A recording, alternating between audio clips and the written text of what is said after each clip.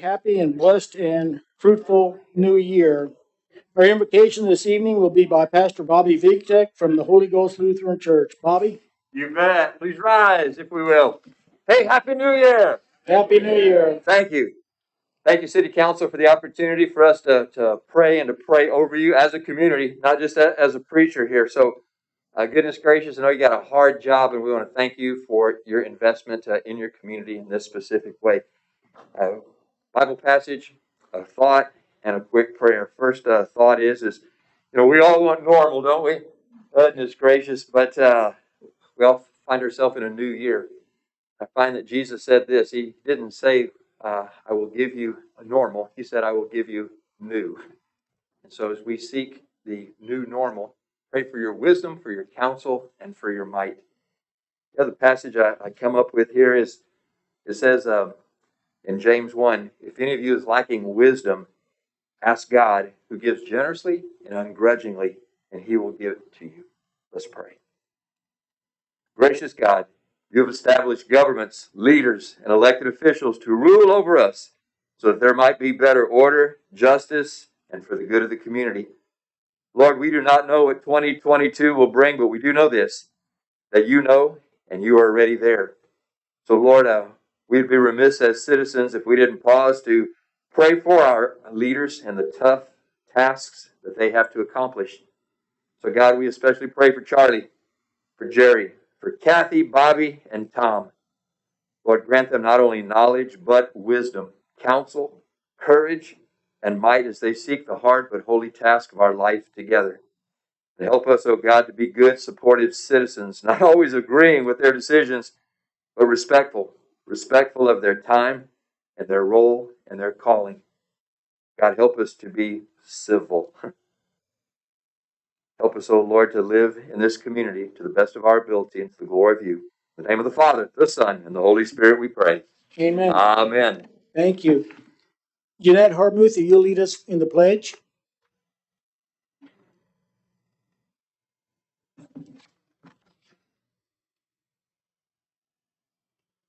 I pledge allegiance to the flag of the United States of America and to the republic for which it stands, one nation, under God, indivisible, with liberty and justice for all. Thank you, Jeanette. Thank you, Bobby.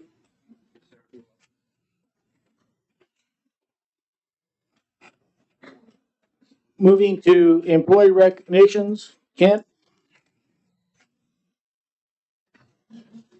Mayor and Council, it gives me pleasure this evening to start off the new year with a couple of employee recognitions I'd like to share with the council and the public in the audience and the public who's tuned in this evening. First off is both these involve our police department.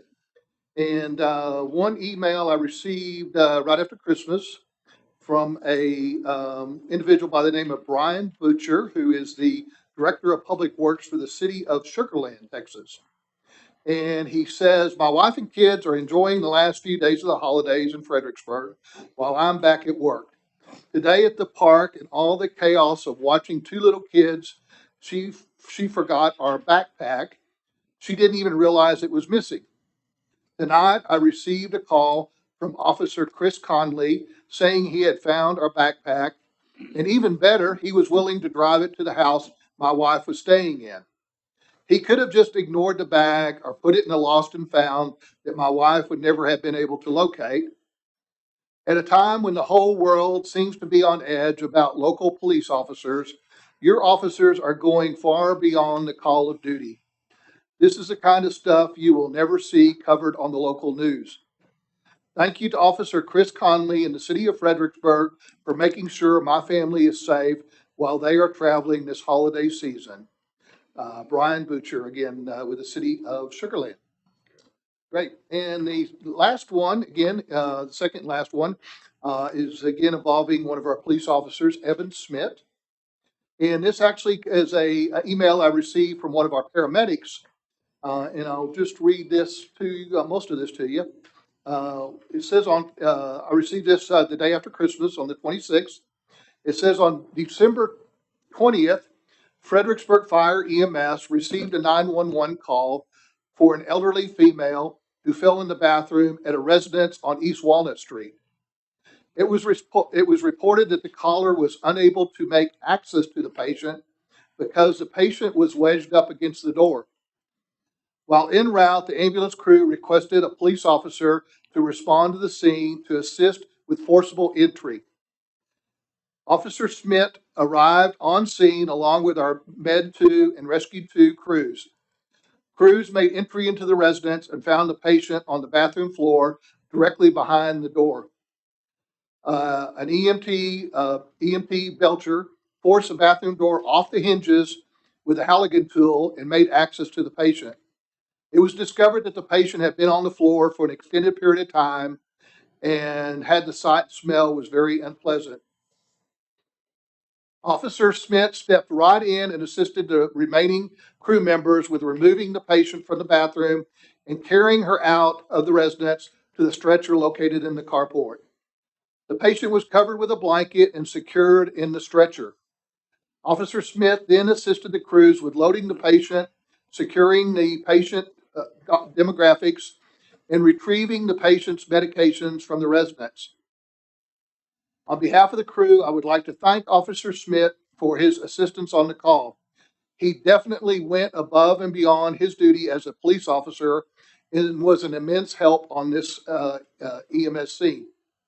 I have worked with other EMS calls in the past with Officer Smith, and I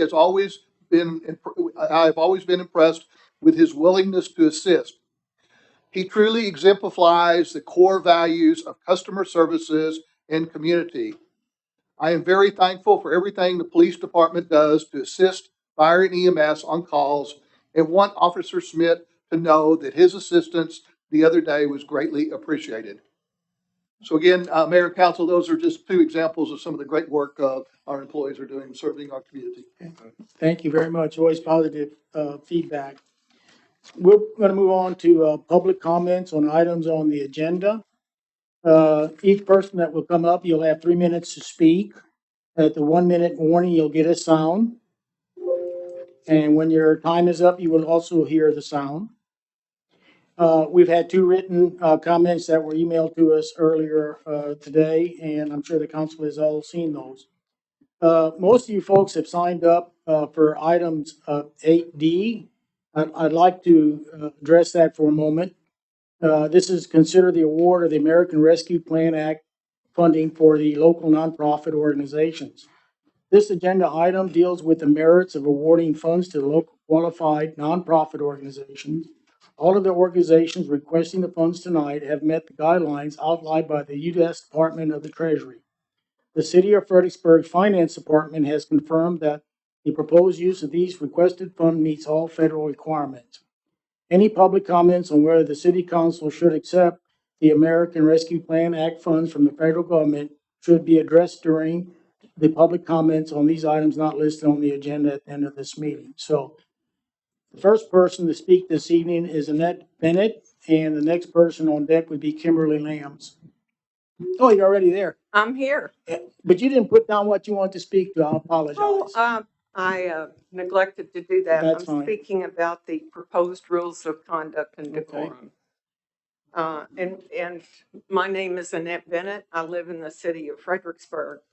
Our representative republic form of government was founded on citizen participation and free speech. Yet for too long, the citizens have been complacent and silent. Today, when we finally start to speak, we are seeing unprecedented censorship, suppression of free speech, and destruction of constitutional rights. The excuses range from fact checkers, hurting someone's feelings, disagreeing with settled science, to decorum. Unfortunately, we are now seeing this take place in Fredericksburg. I am speaking against the imposition of the proposed rules of conduct and decorum. My impression is that you don't like what we have to say. You don't like how we say it. You don't like our enthusiasm or our expression of frustration. You don't like that we question the legality or constitutionality, you know what I mean, of your actions. You don't like our involvement. The proposed rules of decorum are nothing but your attempt to shut us up. We have elected representatives to City Council who have failed to listen to those citizens who care enough to get involved and speak out on important issues.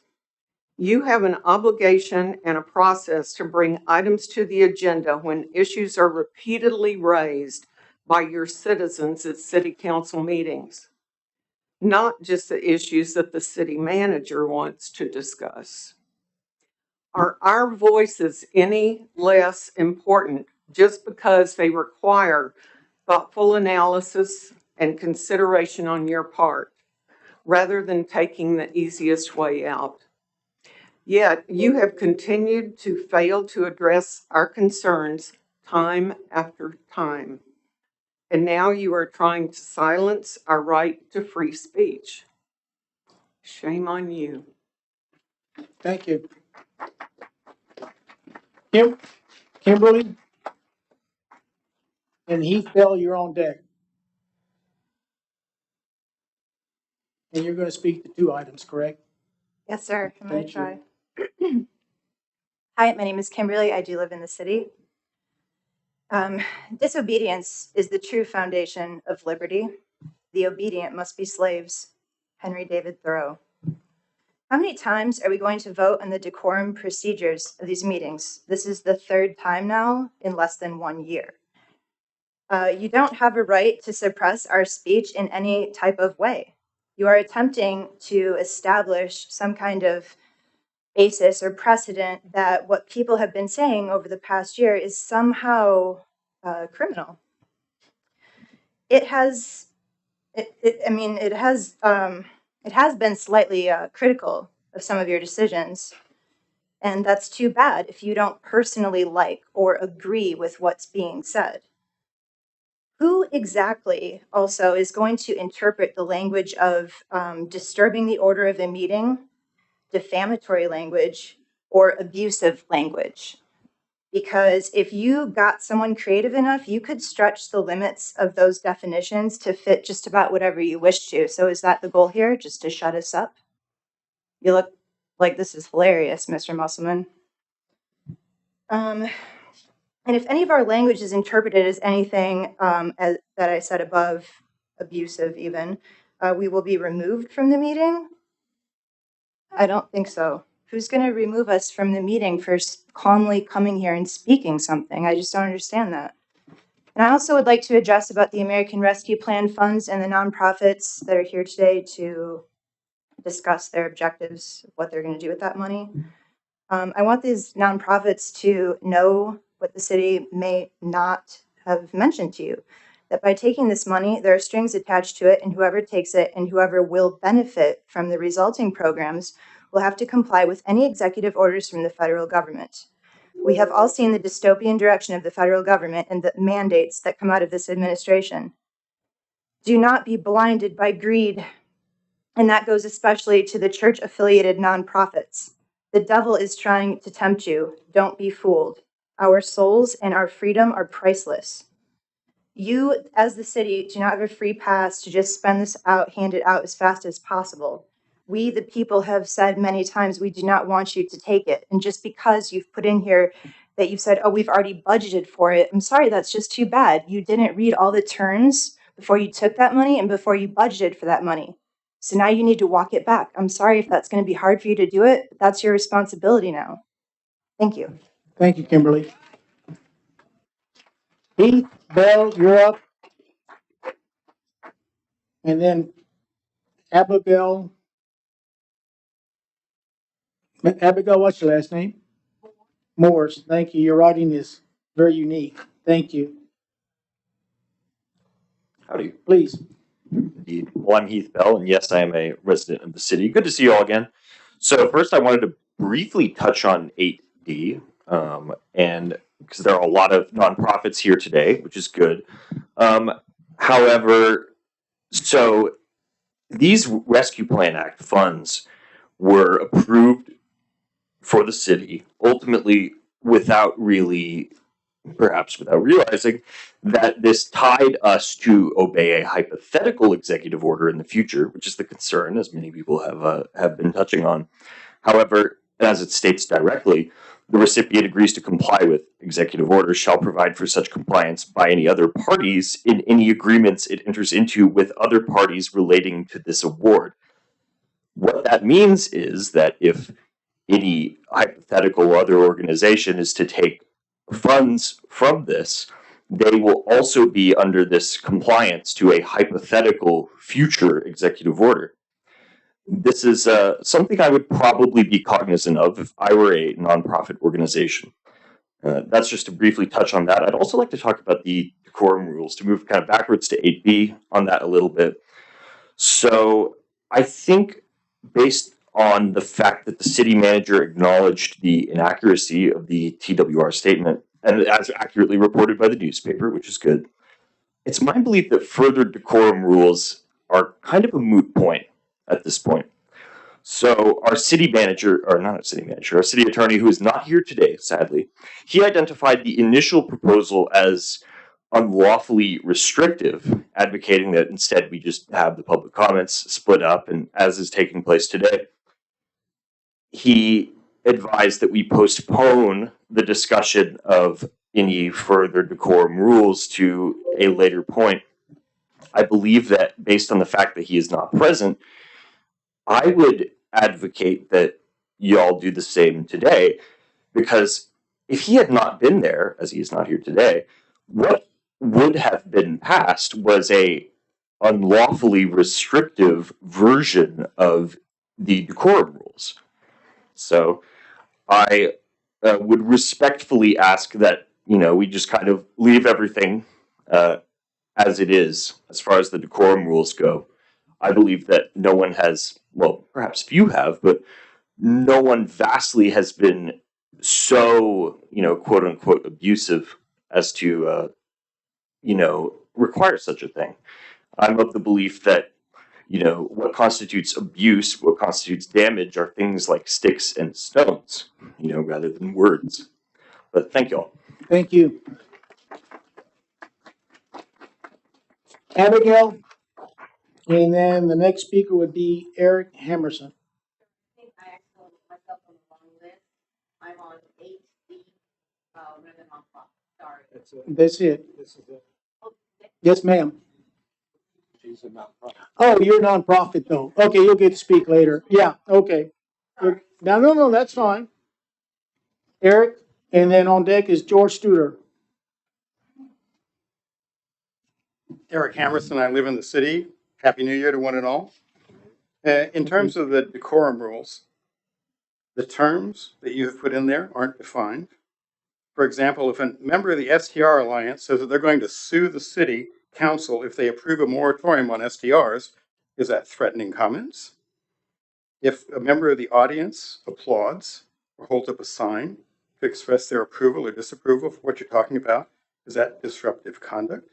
Who makes that decision? Is there going to be a warning? Why doesn't this comply with existing Texas law? I recommend that you delete the last sentence in the second paragraph and delete the last paragraph entirely. Or as the person who spoke before me said, just leave it until your lawyer is here to talk with you about this.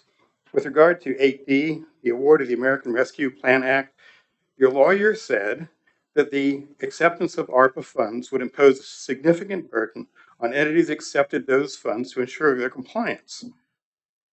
Now, it says specifically that the city is required, they shall provide for such compliance by other parties in any agreements it enters into. So I'd recommend that you have something that these applicants sign that says, 1, they have read and understood the provisions of the 5-page contract that was signed by the city manager on the 7th of July. 2, they have obtained appropriate legal counsel regarding the compliance with the provisions of the contract. 3, they certify that they are in compliance with, quote, all federal statutes, regulations, and executive orders, especially the 15 federal statutes specifically listed in the contract, all of which the contract states will be applicable not only to the city, but also to, quote, any other parties that enter into the agreement related to this award. 4, they agree not to ask the city for assistance when and if they can't meet those compliance standards. And 5, they have sufficient funds to repay the federal government if they are found to be not in compliance with a federal statute, regulation, or executive order. And by the way, 2 of the executive orders that are specifically listed in here date back as far as 1997. So they don't expire every time a president leaves. Thank you. Thank you, Eric. George? George Studer, 1015 Avenue D. I want to go back to what I submitted for written public comments on November 1st. Did my homework, looked at the documents, and here's what I said. I said the city should reject the American Rescue Funds along with the other 65 cities and consider why they did that and look into why they did. I'm not sure we've done that yet. I think that to begin with, we have a letter from our president that read that the president's first intention of the relief money is to drive vaccinations up across the country. He's, quote, "This will be a law that will help vaccinate America and deliver immediate economic relief." And I don't think that there's much way for him to use that money to do that except by executive orders to get those vaccines done. There's a threat to the recipients, a reasonable and consequential threat to the city and the recipients from those unnamed executive orders like the vaccines. There is this awards and terms condition document that we've been referencing that says all federal statutes, regulations, and executive orders. Of course, you've heard that. Let me name a few others that are applicable. It's called the Assurances of Compliance with Title VI of the Civil Rights Act. Any real property or structure that's provided or improved on with the aid of these federal financial assistance department of the Treasury, this assurance will obligate the recipient, or in the case of the subsequent transfer, the transferee, for the period during which the real property or structure is used for the purpose for which the federal finance assistance is extended. So it obligates that person if they do real property improvements. You have the paragraph 7, that was paragraph 6. Paragraph 7 says the recipient shall cooperate in any enforcement or compliance review activities by the Department of Treasury, including investigation, arbitration, mediation, litigation, and monitoring. And the recipient shall comply with information requests, on-site compliance reviews, and reporting requirements. That's what you signed up to if you're receiving the money. The compliance and reporting burden is in the compliance and reporting guidance for the state and local fiscal recovery funds document, which I noted there. They're extreme. I have, like I mentioned before, I've been through a lot of different SBIR contracts in NASA, and I have not seen this extensive amount of reporting required. And in my final thing is people need to look at the interim final rule, which is requires a legal person to go through. Thank you, George.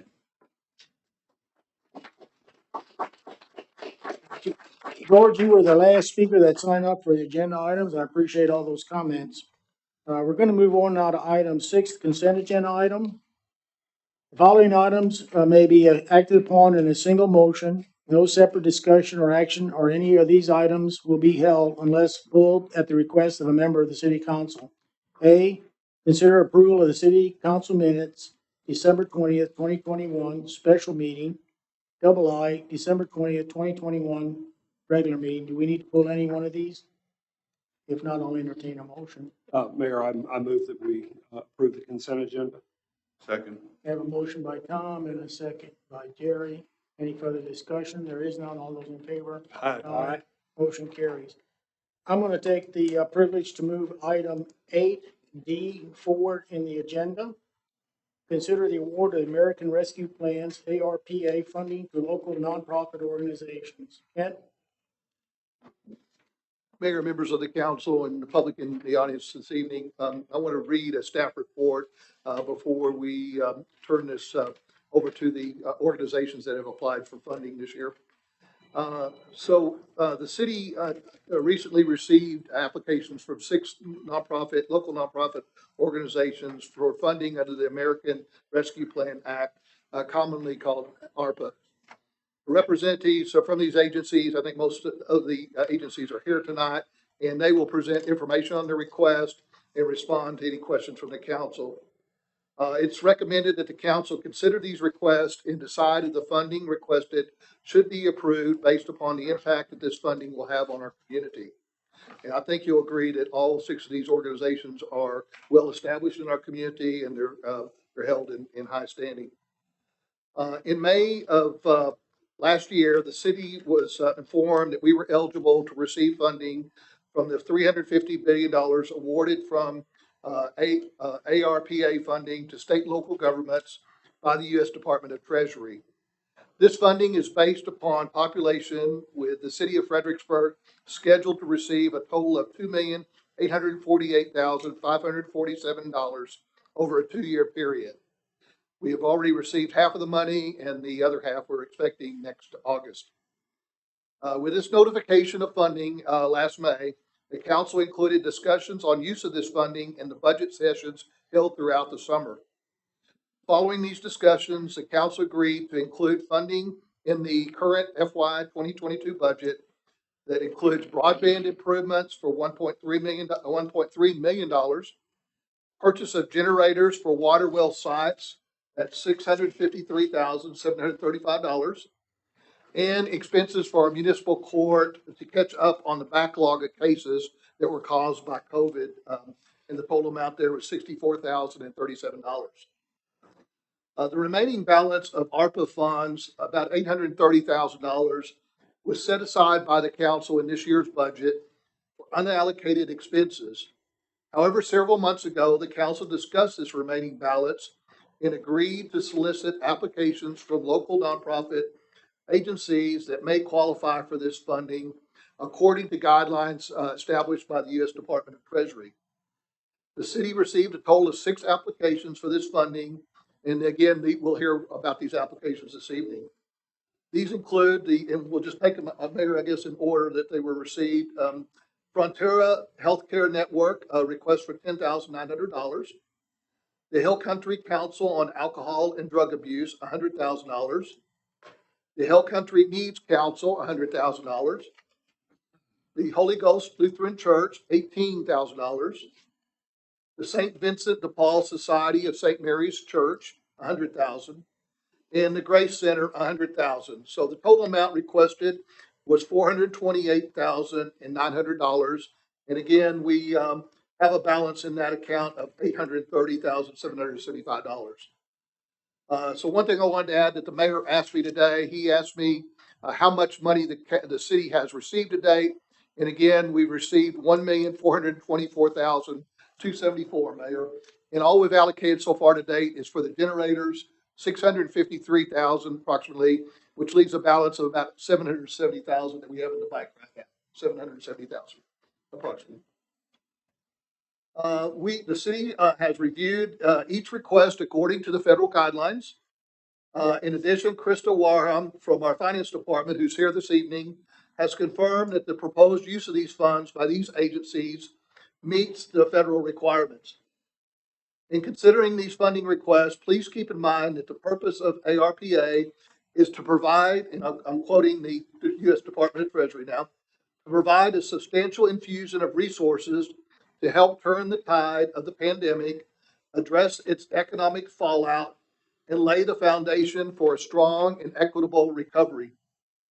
Funding objectives set by the Department of Treasury include to support urgent COVID response efforts to decrease the spread of the virus and bring the pandemic under control, support immediate economic stabilization for households and businesses, and to address systematic public health and economic challenges that have contributed to the unequal impact of the pandemic.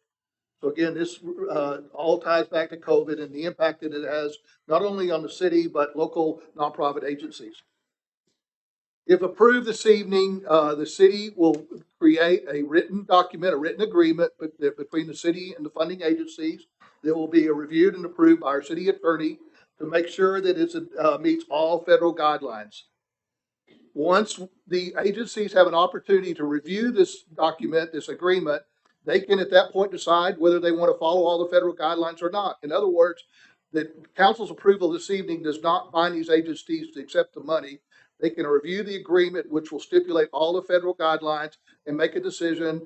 Do we want to move forward to accept the money that the council approved, or do we want to walk away from the money? So I want to assure the citizens that that will be all part of the process. And again, that will go through legal review of the agreement before we submit it to the funding agencies.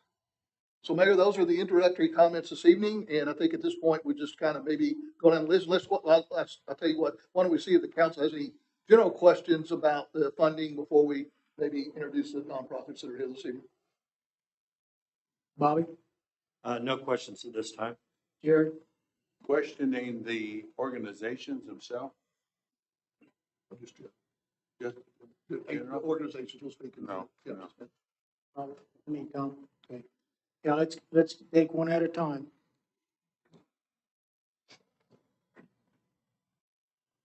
Go ahead. Okay, so the first agency that submitted funding was the Frontera Healthcare Network. They're located on East Main here. Is there anybody, I believe they have a representative here, if she can come forward and introduce herself and summarize her request, respond to questions from the council.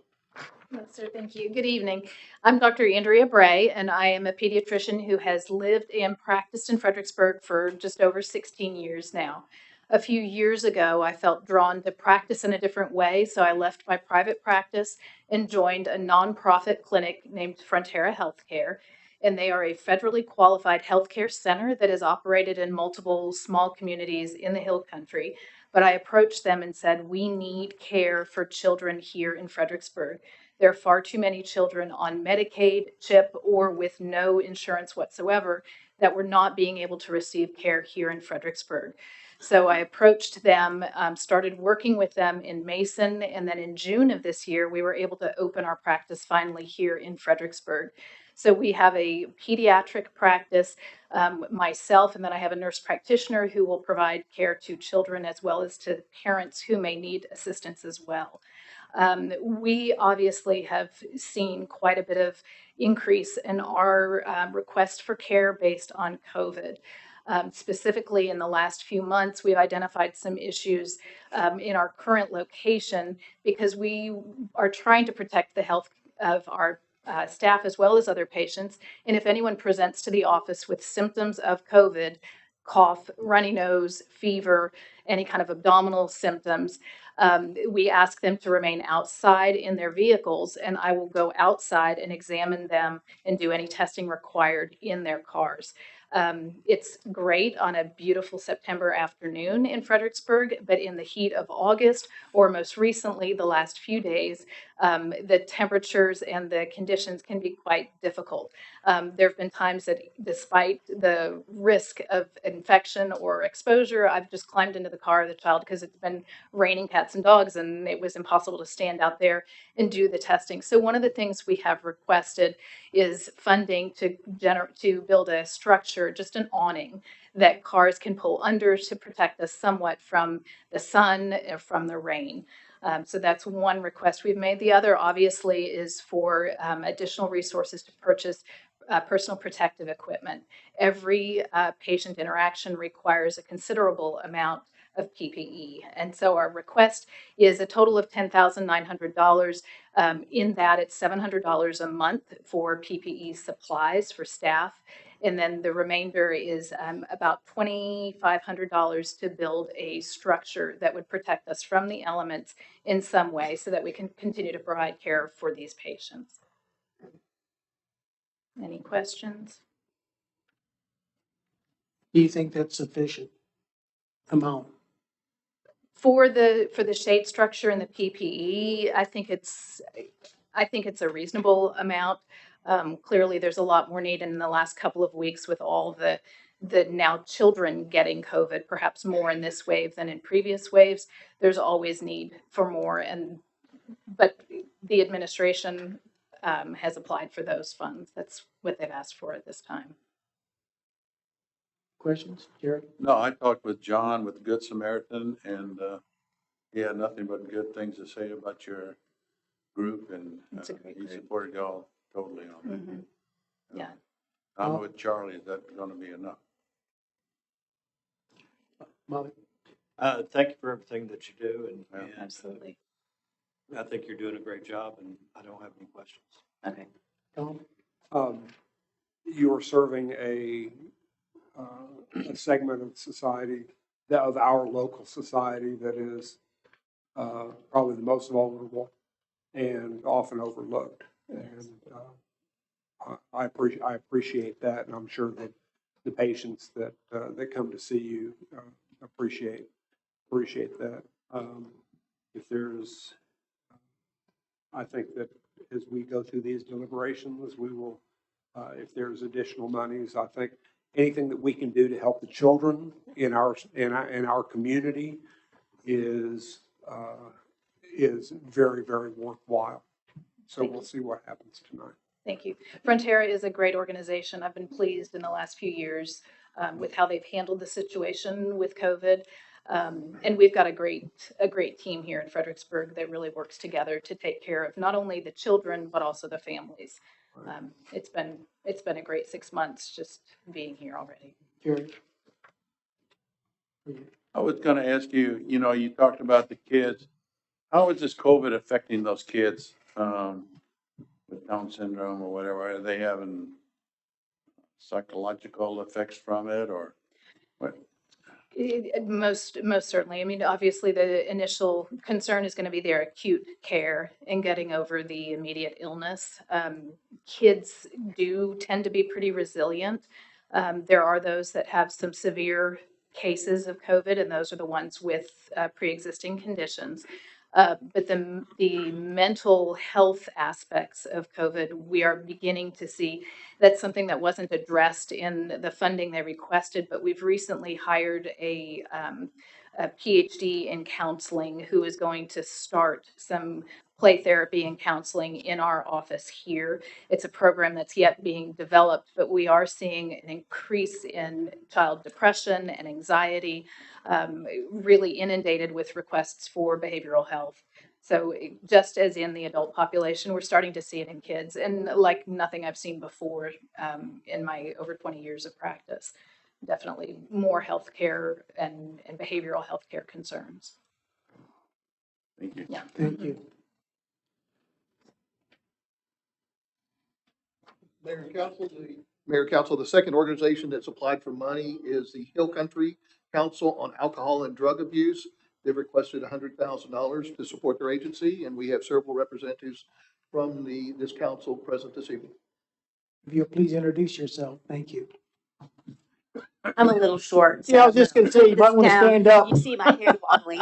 Good afternoon, good evening. Good Thank evening. you, City Council, for having us today. My name's Abigail Moore, and I represent the Hill Country Council on Alcohol and Drug Abuse. Along with me is Pauline Poff, I'm program director and have been there at Hill Country for almost 25 years. I'm Donnie Van Blark. I'm also a recovery support care specialist with Sakata. Thank you. and Donnie is also a veteran and a long-term person in recovery. We are here to speak about the impact that COVID has had on substance abuse and mental health issues in our communities.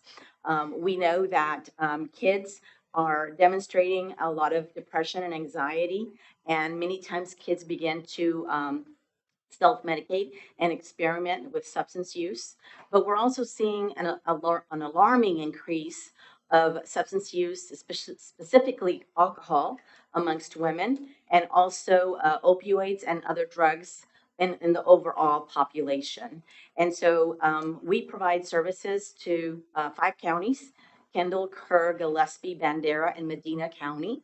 And we will provide some of these counseling needed if they need it virtually, if individuals have the ability to travel. We're finding that individuals that can, however, they can get counseling for substance use disorders, outpatient treatment. It's really imperative and important. But we're also seeing that the need to receive mental health first aid. Mental health first aid is providing life skills to individuals to understand, first to identify, then to understand, and then to respond to substance use and mental health issues. Many times individuals don't realize that they're over consuming of alcohol and or misusing prescriptions that don't belong to them is leaning towards substance use disorder. And so how can we intervene early? And we're starting to see the numbers really rise, especially with the isolation, with the stressors that come along with the impact of COVID. And so we want to provide recovery coaching for individuals in the community. We want to provide first aid, for mental health first aid, and supportive outpatient treatment, whether it's in person or virtual. For the individuals in the community, often individuals needing recovery or for substance abuse lose their housing. Their relationships with their families are impacted, their jobs, and a recovery coach can help them get into a sober living house or a recovery coaching house, and also help them just reintegrate back into finding a job and being a productive citizen. But we are seeing substance use at a young age. The average age in the state of Texas for kids to begin to experiment is 11.5. And so we've got to get to kids early on as well. And we propose this funding to be used for salaries, for supplies, travel to conduct presentations, and administrative cost. And all of these things are covered under the U.S. Treasury ARPA guidance. Thank you. Tom? And I don't know if you received the handout that we provided. First of all, thank you for what you do for this, the citizens of this area. I do have some questions. Do you could you tell us how many people in Fredericksburg, particularly, and in Gillespie County are assisted by your program? We would say about 30% of the people, 30 to 40% of the people that receive services from the Hill Country Council are from this community. 40%. Yes. And how many people are you servicing? Well, we have people in our outpatient from Fredericksburg in the outpatient, but we also do alcohol and drug evaluations from this area, and Right. A lot of different programs that we do out there that we service everybody we can possibly get in the Region 8. Right, I understand that, but it's so you're saying that of the counties of Kerr County, Gillespie, Bandera, Kendall, and Medina counties, 40% of all those people are from Gillespie County. Anywhere from Yes. 30 to 40. Every year it varies, but we're seeing an increased request for help. We did the funding, we would get state funding from Texas Health and Human Services for outpatient treatment to pay for people that aren't insured for their outpatient treatment. And currently we don't have that funding any longer. So unless people have insurance or self-pay, the outpatient treatment, 16-week treatment program would have to be, out of their pocket or not get the services. Okay, so you are charging. That's according to the chart that you gave us. Well, yes, when they have insurance, when they have Medicaid, we bill Medicare. I'm sorry, Medicaid. We bill them as well, or insurance. But many folks don't have insurance, Right. and just yes. So have you approached, since this is your organization is basically is servicing a five county region, have you approached the county commissioners of Kendall County and Bandera County, Medina County, Kerr County, Yes, and also the Kerrville City Council for access to ARPA funds? And have you been awarded any by We these have other? not been awarded any ARPA funds yet. We are in communications with some of the other counties as well. Not all the counties have received the money or are offering it to nonprofits. But we have applied for United Way funding, other small foundations as well for emergency funding to help us with outpatient treatment for folks. I think that drug and alcohol abuse is a prevalent problem in American society today. My hope is that the funding that the city of Fredericksburg has received can have a direct benefit on the citizens that live here and work here on a daily basis. So my preference would be to try to keep the funds as local here as possible. Not that you're not deserving, but I think that this is, I would prefer to see the funds as more of a local thing than an area. Thank you. Well, and we also believe in upstream prevention. We need to get to kids young. And so we have provided presentations in the past to the elementary, middle, and high schools here locally. And we are committed to doing that even more with this funding, if funded. Bobby? I don't have any questions, but thank you for everything. Thank you. Jerry? No, I'm fine. Thank you. Thank you all. Okay, moving on. Okay, moving on, number 3, the third agency that requested funding is the Hill Country Community Needs Council, and I believe their executive director, Cindy Hefner, is here this evening to present information on their request. Cindy? And I'd like to make a statement at this time. I am on the board of directors of the Hill Country Community Needs Council, and I will recuse myself on the vote for this organization, but not the discussion. Good evening. Thank you for offering this to nonprofits. As you probably know, nonprofits are constantly looking for funding. Would you introduce yourself for the record, please? Yes, sorry, I can't That's set it well, down. I know, but That's all right. how do we know he knows you? Cindy Hefner. Thank you. Thank you. The Needs Council has steadily grown in number of people served. The 2019, it was just over 3,000. Last year with COVID, it was 4,300.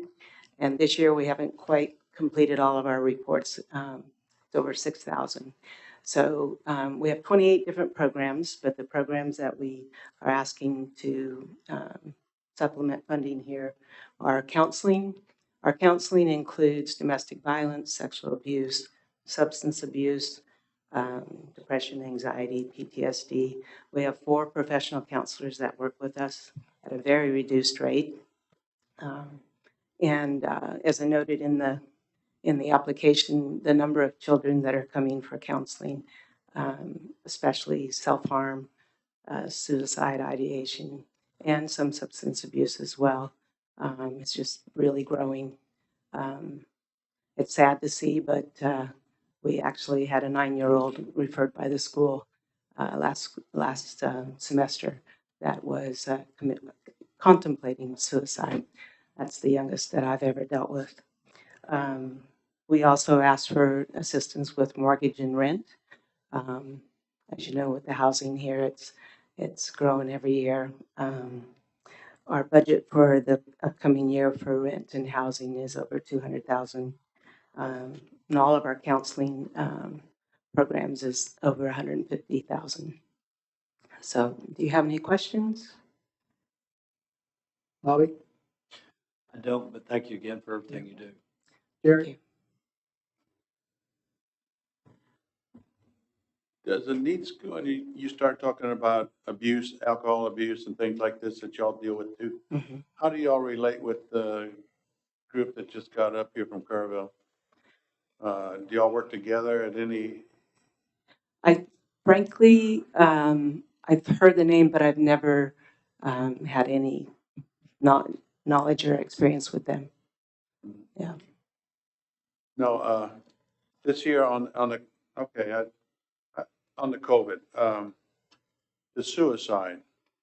I had a good friend of ours, their daughter's boyfriend, he got COVID real bad, and, next thing we know, he went out in the backyard and shot himself in the head due to depression and that, I guess. But they kind of related that to that when you talk about the suicide and that. Do y'all see many cases here like that, or beside the little 9-year-old? Oh, yeah. Yes. Do you? Yeah. No, thank you. Yeah. Cindy, you mentioned in your application what other program that you're requesting funding for, and that's utility assistance. Yes. Would you tell us how that works if somebody needs help with their utility bills? Well, all of our assistance, with the exception of domestic violence and sexual abuse counseling and medical transportation for seniors who can't drive, all the rest are financially, they have to qualify financially. So we pay directly to the provider, the utility provider, if they apply and they qualify. Tom?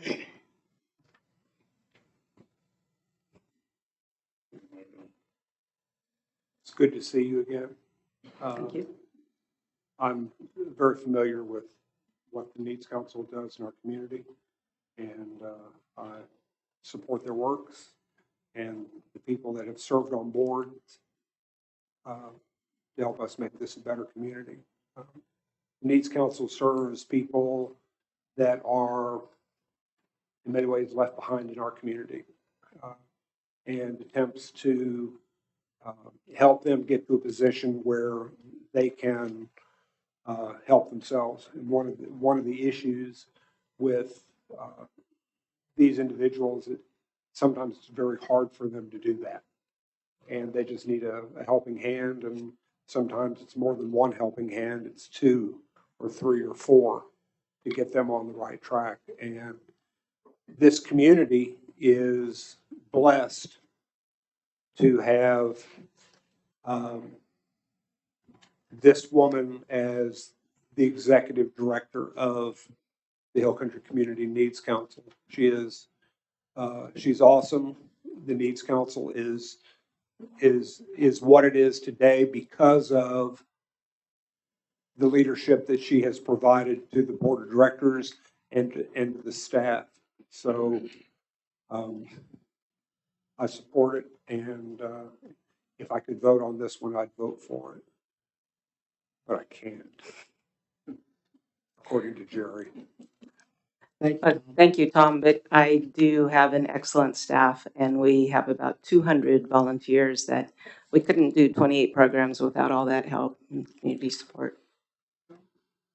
I realize that. Thank you. So far, what I'm hearing is there is a tremendous need in our community for the services that you offer as well as the other proposals. Absolutely. It's amazing. Thank you so And the much. reason I'm wearing the mask tonight is we handed out over 100 tests today. This Omicron is just really growing. Thank you. Thank you. Yeah. Thank you, Cindy. Yes. The fourth agency that applied for money from the American Rescue Plan Act is the Holy Ghost Lutheran Church, and Pastor Bobby Vitek is here, and he will report on that request. Yep, got to pray earlier, and I got to speak just a little bit. Bobby Vitek, lead pastor at Holy Ghost Lutheran Church. We do a community program called the Life Care Ministry. We work with Dr. Reverend McMinn, who's a 35-year veteran in therapy, primarily in hospital settings. And so we offer free counseling to anyone in the community, up to a certain amount of 10 hours a week. And so we have seen in the COVID year that is drastically increased from him staying busy 6 to 7 hours a week to 10 hours a week, that being maxed out. Having said that, and in total support of goodness gracious, I think that these funds would be a tremendous asset to our community, and particularly the mental health of our community. We applied for these funds not fully knowing that if we did receive them or were awarded them, that we would actually take them. And so our primary motivation on that, of course, is being a church and some sense of separation of church and state with respect to a lot of the unknown strings that could be attached to these funds, particularly for a church entity. And so as we think about that, again, if we are awarded these funds, I'm not exactly sure that we will actually take them to employ them in this particular program in our community. As said by other entities that have spoken, and I think ones that will still continue to speak, the COVID has had a tremendous impact upon the mental health of people everywhere, and Fredericksburg is not immune to that. As beautiful and wonderful of a community as we live in, there's a lot of deep, dark secrets and a lot of ministry and a lot of social health that needs to be uplifted and taken care of. I think for the little bit of money that we're asking for in this, that we would probably seek to continue to self-fund through church donations, which we've done for the last 4 or 5 years. But that would be a decision that my board would make upcoming. But I just anticipate that.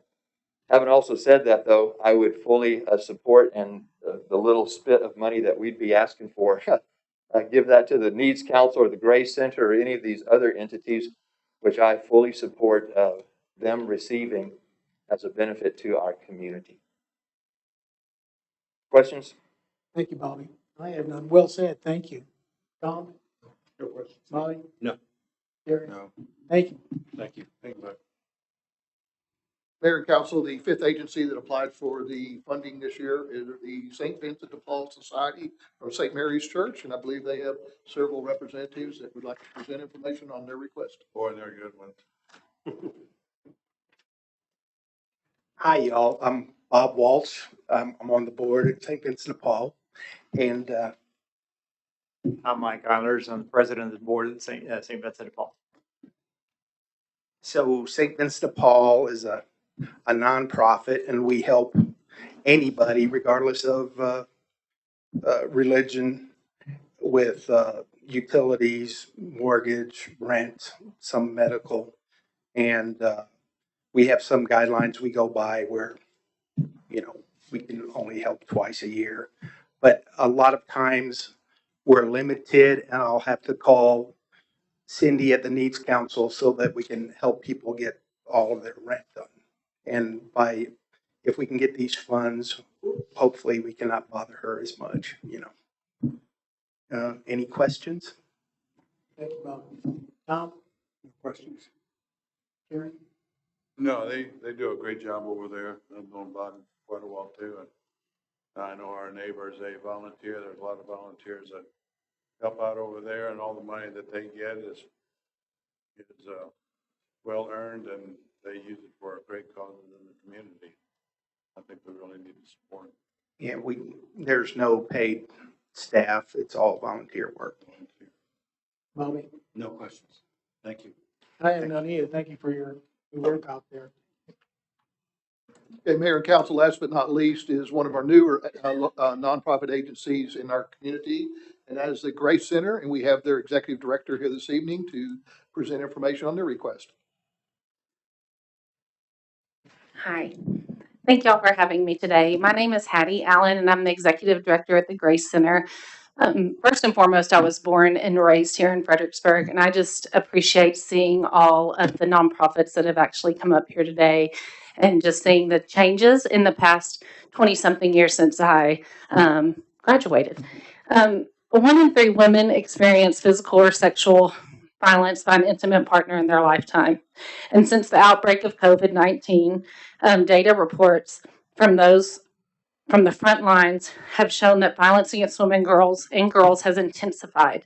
I've seen this personally in my work in shelter work. I've seen the violence really be exasperated, seeing some of the worst violent acts being put upon another human being at the hands of their intimate partner that I've ever seen in the 20 years that I've worked in this business. This fund will help provide assistance to those victims of domestic violence and their children in our community. It'll help It'll help with our capital campaigns where we can build a shelter center that is much needed in Fredericksburg and Gillespie County. It'll also provide essential services, which are all free and confidential. It'll provide a 36-bed facility that people in crisis can come to. It'll help provide the PPE and all the other essential programs like crisis intervention, legal advocacy, and everything else, food and nutrition that goes with running a shelter. $100,000 is a lot of money, but it's still not near the drop in the bucket that we need. But this will really help out these victims within the community. We've worked with local law enforcement. There's a huge need in the community for this service, and being able to provide a safe place for these victims who have had to quarantine with their abuser because there's nowhere else to go, or they have to drive to Kerrville or Bernie and hope that there's a bed there for them whenever they're leaving a violent home. That has got to stop. So that's why we're asking for those funds today, and we hope that you all support that.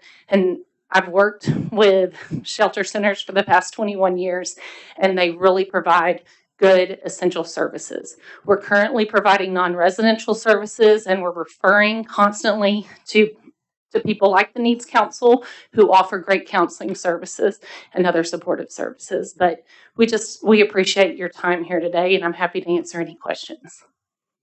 Thank you. How close are you to building? We broke ground last month, and we are continuing to move dirt as we speak. So the contractor says that the building will be hopefully finished by January 2023, but we all know how that works with contractors and the supply chain, but we're hoping within a year. But we're already seeing clients and happy to help fund any kind of additional needs that these clients need to get help. Excuse me. I don't have any. I'll check up. Thank you. I don't have any questions, but thank you again. That's doing a great job. Thank you. Where is the building going up at? It's at a confidential location based on the safety and security of the victims. That makes sense. Yeah, it's okay. It's within the city limits, and it's a pretty easy place to locate if you're in need of help. We'll have a 24-hour hotline, and people can come at 3 o'clock in the morning or 3 o'clock in the afternoon. So 24 hours a day, 7 days a week, we'll be open. Great. Thank you. Thank you for your time and your effort. Appreciate it. Thank you. Thank you. Mayor and council, that concludes the presentation. So at this point, we need to open up for council discussion and whether council wants to take action this evening. Tom, you can speak first, but you can't talk about the one you want to. Well, you can talk about it, you just can't vote. I just can't vote. Okay. I think that every organization that presented tonight is worthy of some funding tonight. I believe that every one of these organizations plays a role in helping to make Fredericksburg and Gillespie County a better community in which to live and raise families. I think there's a heightened awareness that problems exist in every community. Our community is no exception, but it's the way that the members of the community and the elected officials on all levels of a community respond when they have the ability to help those in need, that I think is really reflective of what our community is all about. This is a very giving community. Whether every organization, whether it's a charitable organization, churches, the people in Fredericksburg give a lot of money. This is there's a lot of money here to give, and they are very generous with their money because they see that it helps organizations here. So when the time comes, I have a motion, or I have my own ideas of how we could divide up this $428,000. Thank you, Tom. Bobby? I'd be interested to hear what Tom has to say about how he would like to divide it up. But I want to thank all the organizations that came forward tonight. I think you definitely do a great job in this community. I personally am thankful that we have the money available to offer to you, and I hope it goes to good cause. So thank you very much. Gary? Well, I think we've heard that it is going to a good cause. You know, it's, the money is there. It was here given to the city. I know we need to use it for these projects that we have going on here, but these organizations that help take care of the people in our community is very much needed. And, I applaud all their hard work that they do, and a lot of volunteers that you have that come in and assist with, taking care of the problems that we have in our town. And I think that's about all I have to say. Thank you. Yeah, I'm going to bounce off of those, and, funding is certainly a critical part of any foundation of these organizations, but the time, and the talent and the volunteerism of these individuals in their hearts, I'm sure oversees the love for what they do. So I appreciate that. A question that I have, it says here the funding from $10,000 to $100,000 per award. And that $100,000, is that the max? That was the amount the council discussed in your previous discussion on this, but it's up to the council. There's no match as far as the federal government's concerned. You could go below or above that. That was just a number that we suggested at that point. Well, I just want a clarification on that. Thank you, Ken.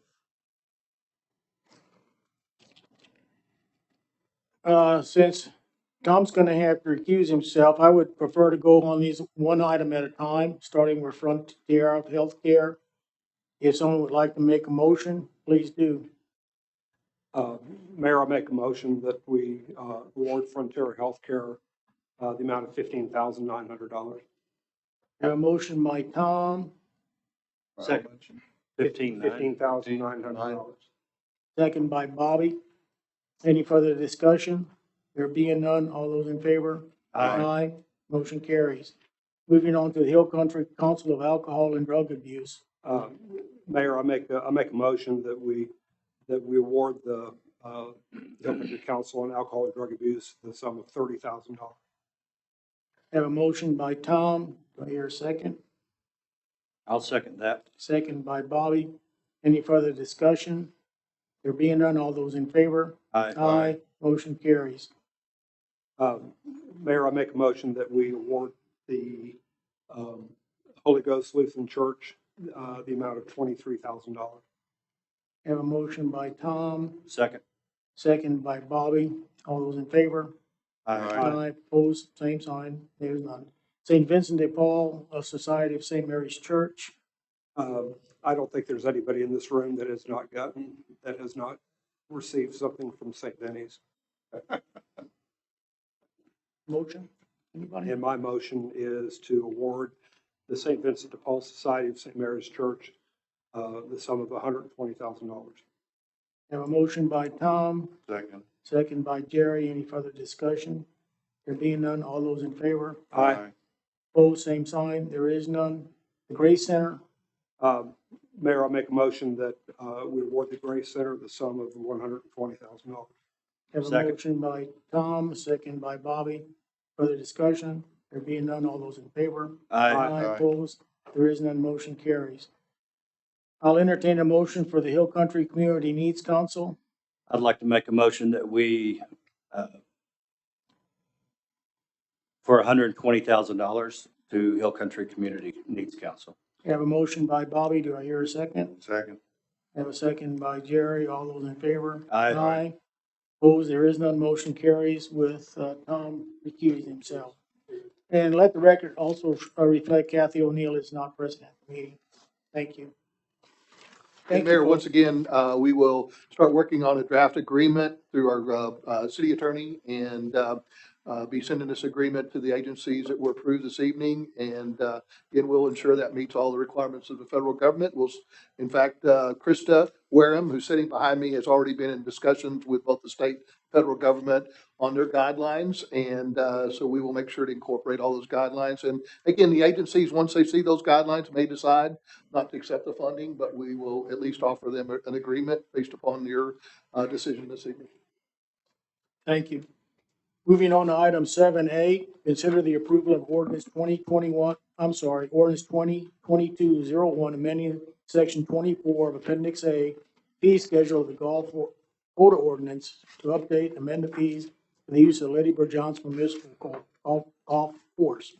City Council may waive second reading. Chris Nee. Thank you.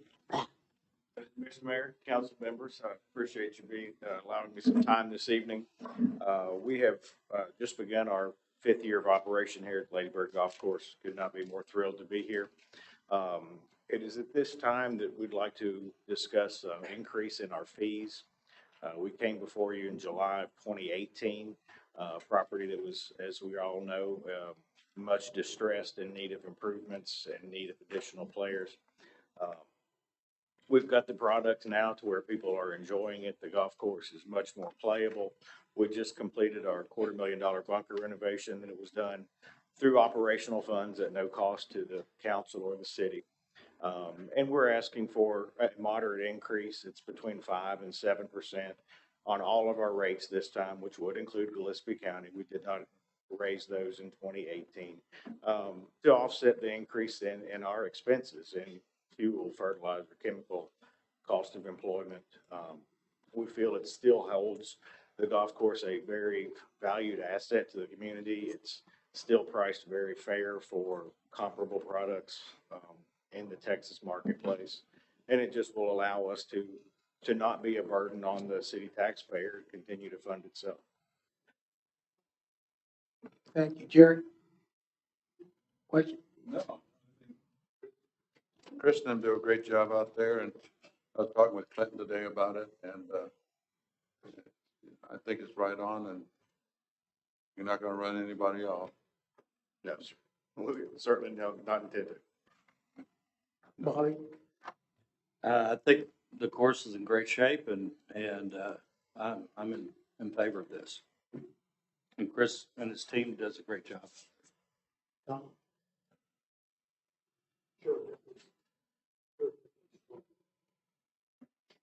15 years ago. The course is in great shape. The management is in great shape. I think your team is doing an excellent job in managing and running the course. And I would like to commend the assistant city manager for his leadership in bringing about these changes to our city. Question? I don't play golf. No challenge. Little white ball hitting a big hole. And improving those bunkers, you shouldn't be in them anyway. For $45, what does a typical duffer, how long does a game last for them to play? Well, they do play relatively quickly around here. I would say 3.5 hours. To get quick to the point, I could tell you it takes 4.5 hours, and that's pretty cheap entertainment. That's where I was going with that. Thank you. Yes, sir. That's cheap entertainment. Okay, thank you. That's where I was going with that question. Very much so. Charlie, in your case, as a duffer, that would be a 6-hour entertainment. Why rush? You need a bucket of balls. I think that'd be the guys who, when you're slow playing, you have to get off the course so the fast players can go by? What? The player assistant, we refer to them now. They used to be the marshal, but nobody wanted to see the marshal. The player assistant is much friendlier. Very good. I will tell you, when we first got hold of you guys to take over that, I said, prove it to me, and you guys did prove it to me. I would have never in my wildest imagination seen the success you brought to that course out there, you and your company, and hopefully it'd be a long-term relationship with you guys and gals, whoever's out there. Thank you so much. We certainly hope so too. That discussion's for later on this year. Yeah. Very good. All right, if no other discussion, I'll entertain a motion. I'll move to approve as presented and waive the second reading. Second. Motion by Bobby and a second by Tom. Any further discussion? There is none. All those in favor? Aye. Opposed? There is none. Motion carries. Moving on to seven Thank you, B. gentlemen. Yeah, thank you Thank very you. much.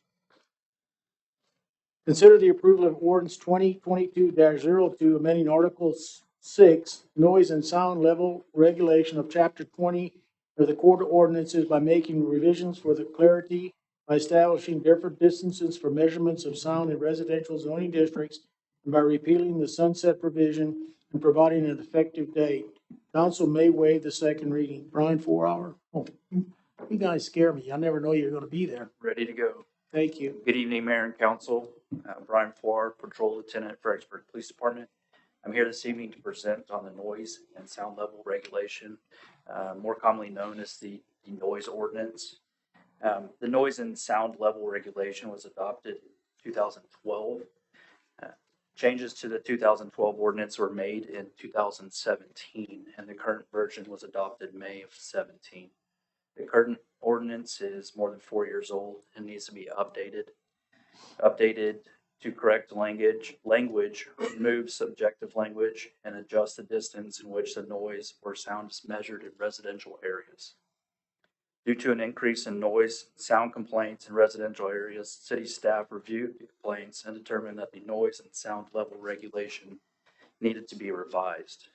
From April 23 of 2021 to December 12th of 2021, the Fredericksburg Police Department received 172 calls for noise ordinance violations. The 172 calls are spread out through the city and cover noise complaints from talking too loud, barking dogs, amplified sound, and amplified sound from vehicles. A breakdown of these calls and a map of the call locations are attached in the reference. For the last 2 months, the police department measured decibel levels in various noise and sound scenarios and documented those findings in the attached document as well. If we refer to page 25, the breakdown of the calls between April 23rd and December 12th are as follows, and they're there for you to reference. The following page, page 26, is a map which plotted the 172 calls, and you can see that they cover pretty much the entire city limits. There's just not one concentration. Then on page 27 is the noise and sound ordinance scenarios that the police department conducted. And I'm happy to answer any questions you may have at this time. Bobby? Does PD have a preference on the 25 feet or the 10 feet? The police department does not have a preference. Okay. It used to be where you were like 50 feet from the curb. I think that's what it was, Steve, wasn't it? It was 50 feet. O'Brien, It was it 50 feet? 50 feet for commercial and 50 feet from residential. So the change that we're suggesting is a consideration for the residential zones be moved from 50 feet to 25 or 10 feet, whichever the council decides. From the source. From the source of the sound. Now, I know I had a friend who lived in an apartment behind the house there, and they had peacocks. And there was nothing more noisier than damn peacocks. Now, what are you gonna do about a peacock and a rooster? The rooster goes away? So, the peacock goes away? That'll all fall under, there's a section that specifically covers animals in the noise. Are they grandfathered or what? Not grandfathered. So further down in the packet, page 28 to 37 is a red line addition that Daniel Jones prepared, and then there's a clean copy that follows that with the highlighted option of 25 feet or 10 feet for your consideration in the residential area. Tom?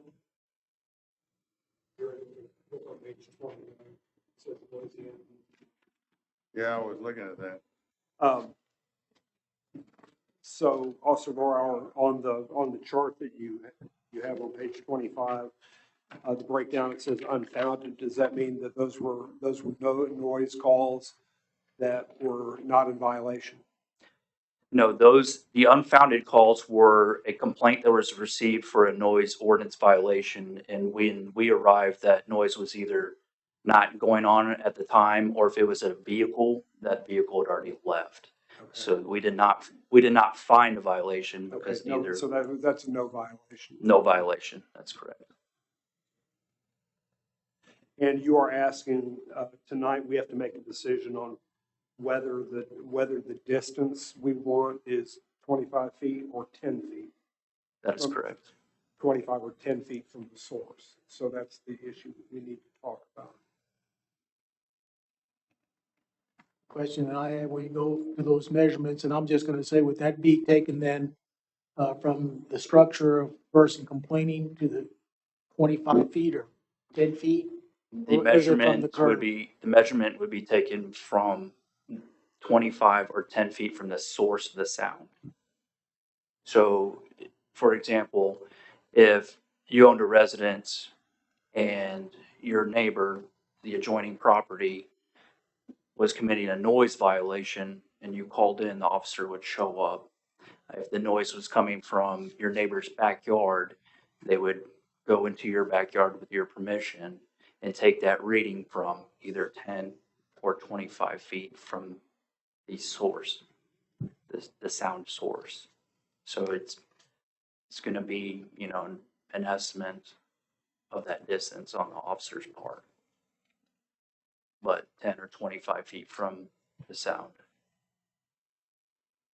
Well, the reason I question that, because the side setbacks is 5 feet for structures. Correct. So if you're standing at the side of my house, it's only 10 feet to the property line. Correct. Okay.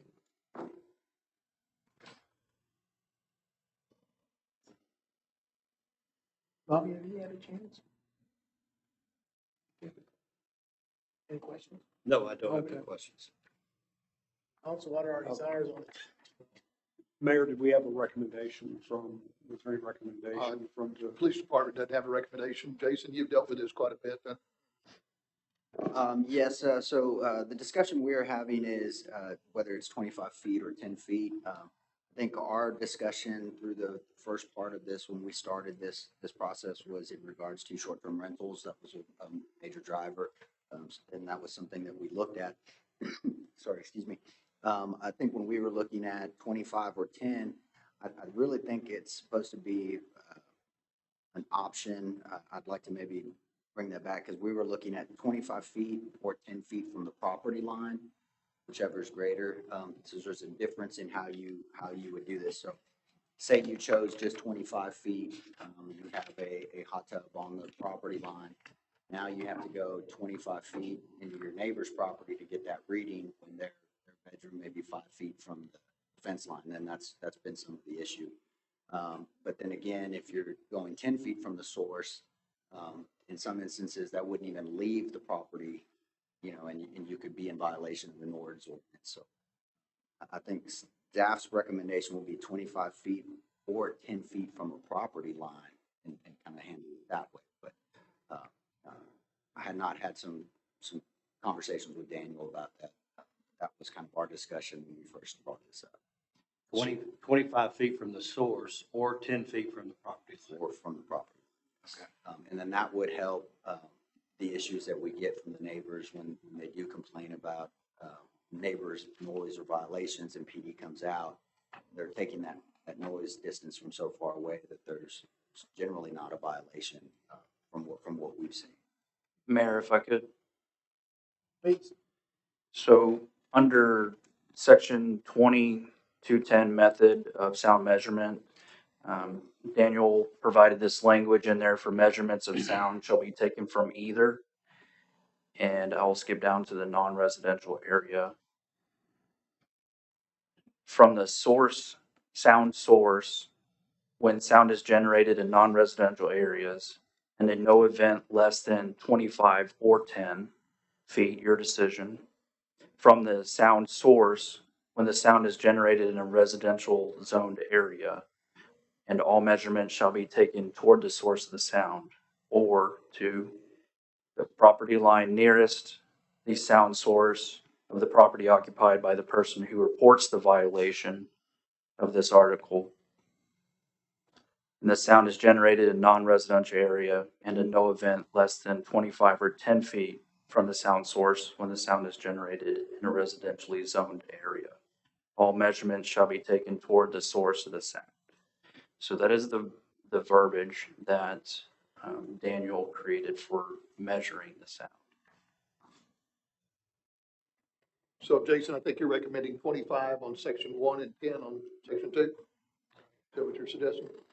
I would, my recommendation would be 10. Like I said, because that's the issue that we have with the neighbors. That's pretty low. So I think the concern is, again, for those areas where you have a property line encroachment where someone's really close. That's been the biggest conversation I've had with folks is they call, they're up all night, but they can't get a violation because of the distance. And so at that point, if it's 25 feet, as I said, you have a small 40, 50-foot lot, you're the other side of the property before you can take that measurement. So I think either one is better than what we have. So we can't support either one. One errs a little more on the side of caution for sure.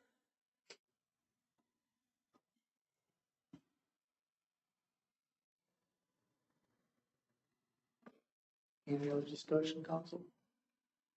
Staff input? No, I'll So entertain. what's our language here? Is our language going to be 25 feet from the source or 10 feet from the property line? It would be 25 would be the number in section 1, 10 feet would be the second.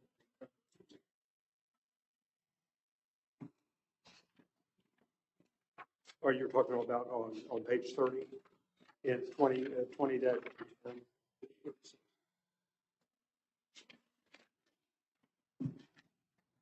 Brian, that's what you have up on the screen, right? I can't see what they have on the screen there. I'm sorry. No. So page 36 of the packet would be the cleaned version in B1 and B2 of 25 feet and then 20 or 10 feet. So property line would be an option of 25 or 10 feet, and then source of the sound, you have the option of 25 or 10 feet. So I think, yes, if I think you could break this up and choose one of each, if I'm correct.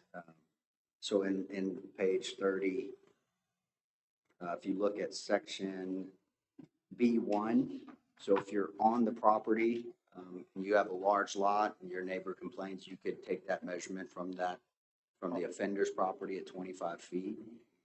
But on section 2, if the property line nearest the sound source, the property is occupied by a person who reports the violation. Next feet, I think that one should be 10 because that's where you get the issue. So, Chief Wetz just suggested, what the council may want to do this evening, since Daniel's not here, is to pass a first reading on this and then delay the second reading until city attorney is here so you can be very clear on what you're approving. So I think that's a great suggestion. Good thought. Thanks. With that being said, I'll entertain a motion.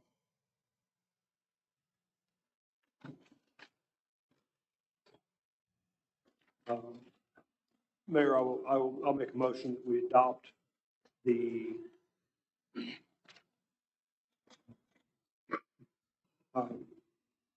noise and sound level regulation, section 20-208 and section -20-211 with in section 20-210, measurements of sound shall be taken from either one, the property line at 25 feet, and two, the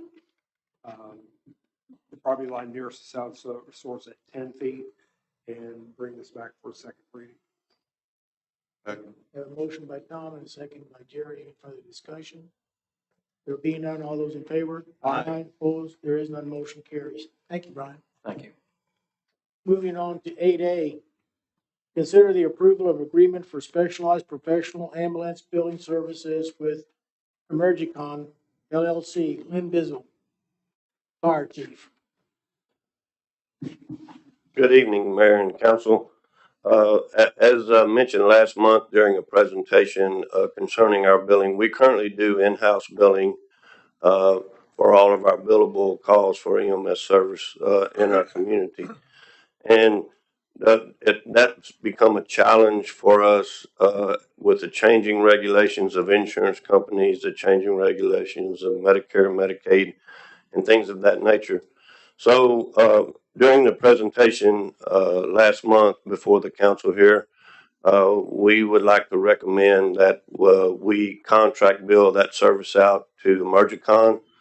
They provide that service throughout the state of Texas, only in Texas, and are collecting for other fire EMS agencies across the state.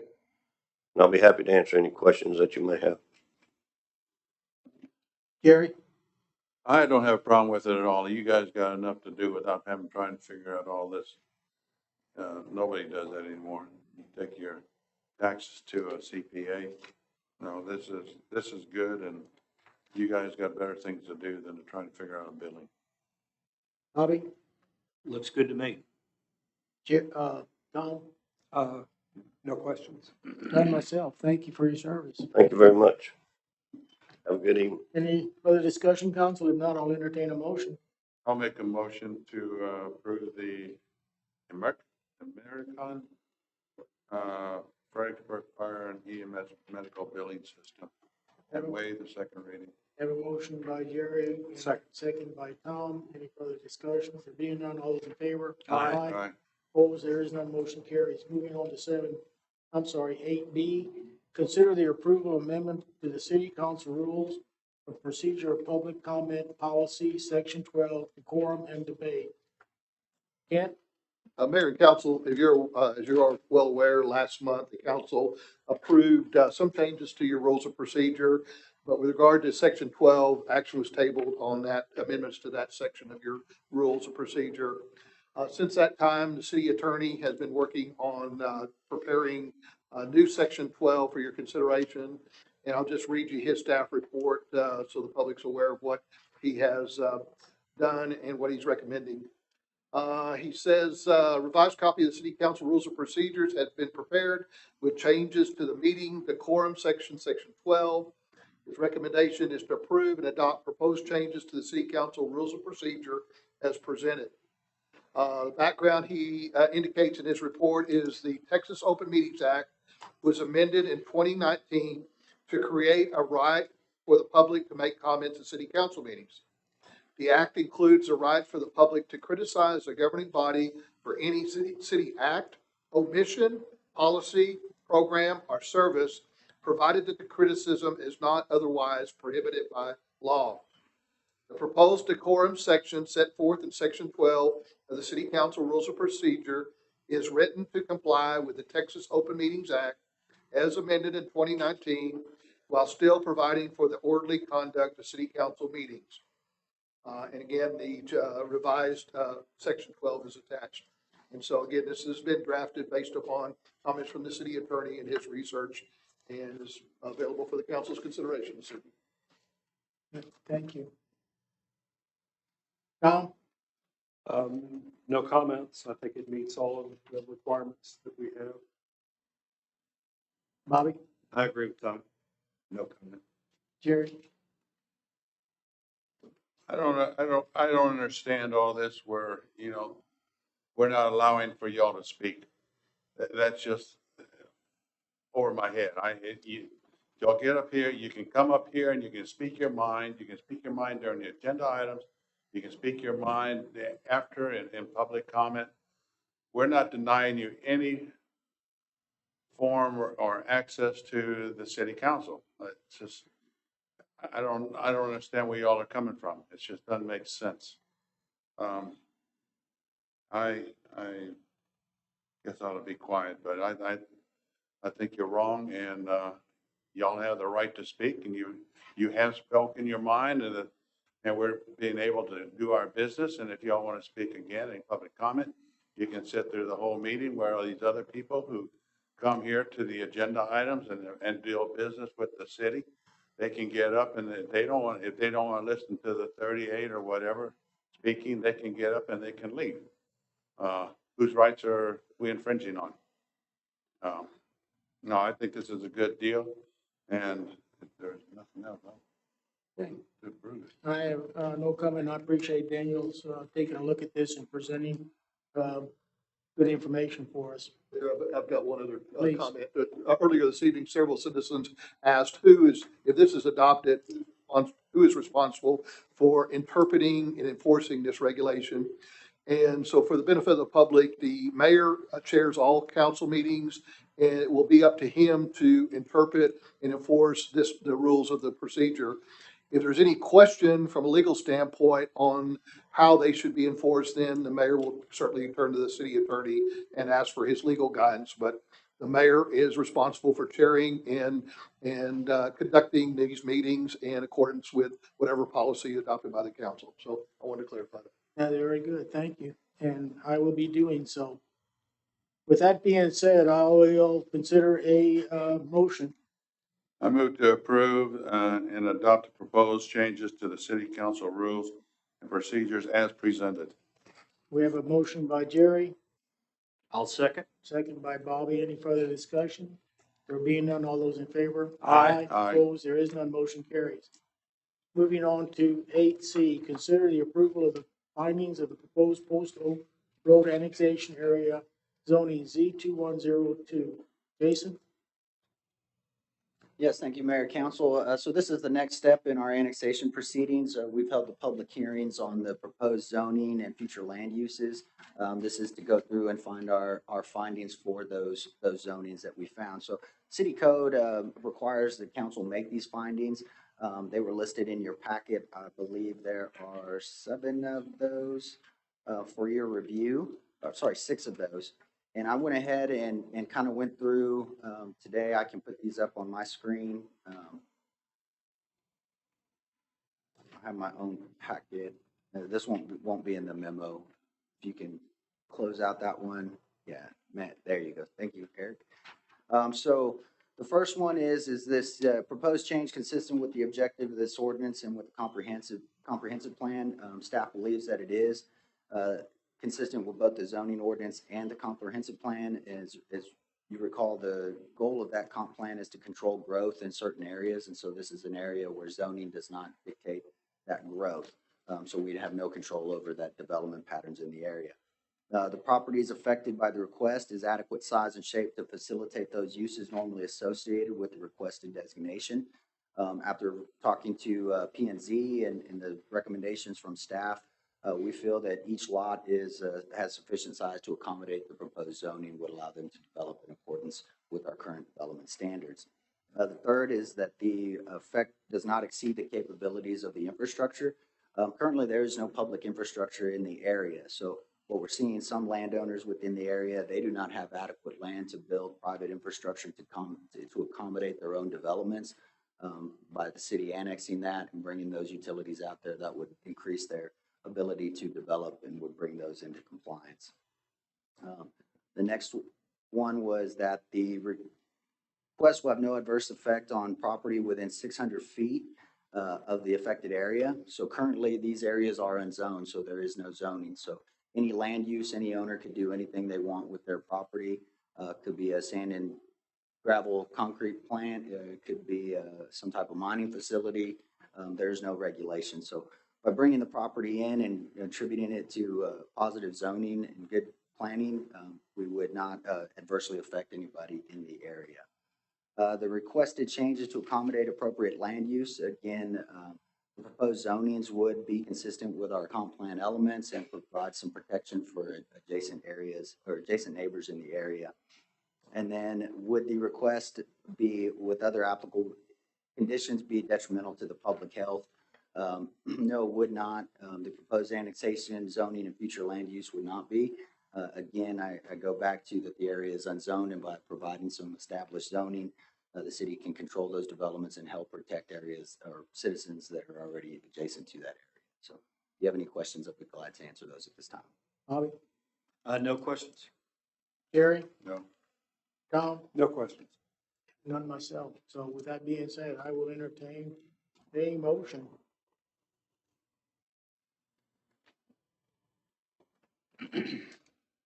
I'll move to approve the zoning, Findings.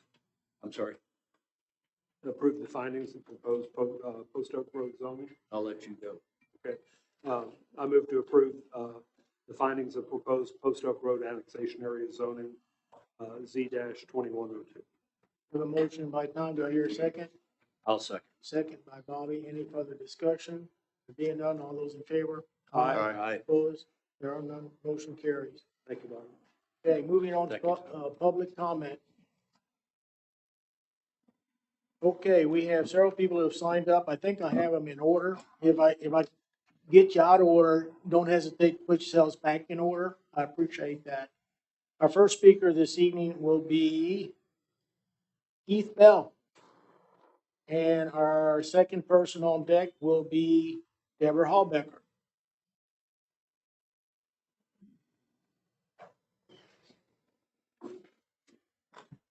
Hello once again, Council, and thank you for letting us, go in order here. The following is a reading of an affidavit from the people of the City of Fredericksburg to the City Council and City Manager. Affidavit to show clean hands and federal partnerships, demand to cease and desist maladministration activity. Notice to agent is notice to principal, and notice to principal is notice to agent. Comes now affiant, one of the people as seen in Article 1, Section 2 of the Texas State Constitution, sui juris in the court of record, giving you notice that you and your agents may provide due care. Please take notice. Affiant states that all government bodies have been granted authority by the people who hold all political power, that government officials are their trustees and servants, and only have their positions at the behest of the people who elected them. They are obligated to perform the functions of governing necessary to protect the common interests of their municipal, county, and state populations. Please see reference below. Quote from Texas Constitution, Article 1, Section 2, all political power is inherent in the people, and all free governments are founded on their authority, instituted for their benefit. The faith of the people of Texas stands pledged to the preservation of a republican form of government, and subject to this limitation only, they have at all times the inalienable right to alter, reform, or abolish their government in such manner as they may think expedient. End quote. Please take further notice. Affiant instructs the Fredericksburg City Council and City Manager that the people of Texas share the same rights as every other state in the United States of America. See references below, U.S. Constitution, Article 4, Section 2. The citizens of each state shall be entitled to all privileges and immunities of citizens in the several states. End quote. End quote from the Constitution, Amendment 10. The powers not delegated to the United States by the Constitution, nor prohibited to it by the states, are reserved to the states respectively or to the people. Please take further notice. Affiant declares that because governmental power is derived by the consent of the governed, your duty as trustees for the business of the community of Fredericksburg is to protect and maintain the common rights of all of its citizens, who are also your constituents. As our trustees, you have failed in your duty to inform and or to seek consensus regarding the will of the people concerning the available funds offered to this city by the federal government. This is disenfranchisement. I cede my reigning time to the next speaker. Good. Thank you. Deborah, and then on deck would be Annette Bennett.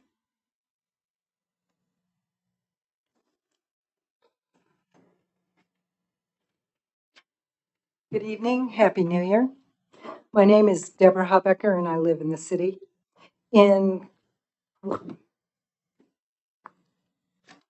continuation of the reading of the affidavit, notice to agent is notice to principal, and notice to principal is notice to agent. Comes now affiant, Deborah Hallbecker, one of the people as seen in Article 1, Section 2 of the Texas State Constitution. Texas State Constitution, Article 1, Section 19, no citizen of this state shall be deprived of life, liberty, property, privileges, or immunities, or any manner disfranchised, except by the due course of the law of the land. Texas State Constitution, Article 1, Section 29, to guard against transgressions of the high powers herein delegated, we declare that everything in this Bill of Rights is accepted out of the general powers of government and shall forever remain inviolate, and all laws contrary thereto or to the following provisions shall be void. Arizona Constitution, Article 2, Section 2, quote, all political power is inherent in the people, and governments derive their just powers from the consent of the governed and are established to protect and maintain individual rights, unquote. Georgia State Bill of Rights, Section 2, Paragraph 1, origin and structure of government, quote, all governments of right or originates with the people is founded upon their will only and is instituted solely for the good of the whole. Public officers are the trustees and servants of the people and are at all times amenable to them, unquote. Please take further notice. Affiant reminds each city officer of the official oath of office given by every elected member of the Fredericksburg City Council, and that oath applies to the city manager also. Please see reference below. Texas State Constitution, Article 16, General Provisions, C1, Official Oath of Office. Quote, all elected appointed officers, before they enter upon the duties of their offices, shall take the following oath or affirmation. I do solemnly swear or affirm that I will faithfully execute the duties of the office of the state of Texas and will, to the best of my ability, preserve, protect, and defend the Constitution and laws of the United States and of this state. So help me God. Thank you. Annette, you're up, and then Jerry McCorkle, you're on deck.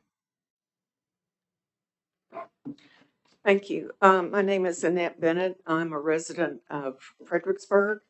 And in continuation of the reading of the affidavit, I would like to continue. Comes now affiant Annette Bennett, one of the people as seen in Article 1, Section 2 of the state constitution. And please take further notice. Affiant has read a copy of the contract signed by City Manager Kent Myers on July 7th, 2021, and has several concerns and objections. Although the citizens of our town have allowed the City Council great leeway in making of contracts up to this point, the degree of possible infringement on our freedoms within this community by this particular contract is unprecedented. Please take further notice. Affiant declares that this City Council has not provided the completed contract with appropriate signatures of all contracting parties, along with the reports containing totals of funding involved in detail. Therefore, a report is required for any additional monies being discussed or already agreed to by this council. There are many federal programs on the books that disperse funding in addition to the contracted treasury disbursement under the Social Security Act, Section 602B and 603B, as added by Section 9901 of the American Rescue Plan, published number 117-2, March 11, 2021. It is the people's determination that this contract with the federal government was negotiated and completed with inadequate public participation and in violation of the Home Rule Charter relative to public records available to the public. Please take further notice. Affiant maintains that due to the gravity of these issues, we, the people who will ultimately pay any penalty and or suffer any injury that results from this contract, were given minimal input into this binding obligation. The public records section of the Home Rule Charter was bent to the extent that the terms and conditions presented in this contract were not included, nor were they prominently displayed anywhere or published in the local paper. The community was not given the opportunity to review these issues prior to the signing of the contract. The next person will continue. Thank you. Jerry, and then Jeanette, you're on deck.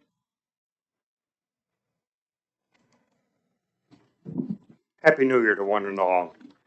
In continuation of the reading of the affidavit comes now affiant Jerry McCorkle, one of the people as seen in Article 1, Section 2 of the Texas State Constitution, asking you to follow me in the reading on page 3. Please take further notice. Affiant declares that the community of Fredericksburg, Texas has lawfully assembled, consulted, and decided on a means of addressing our elected officials regarding their authorization of a contract through their city manager, that the consideration of the terms of this contract did not include adequate community participation, and this demonstrates an almost total lack of transparency concerning the details that will ultimately affect the citizens.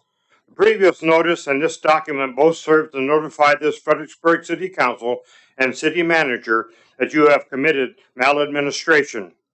Please take further notice.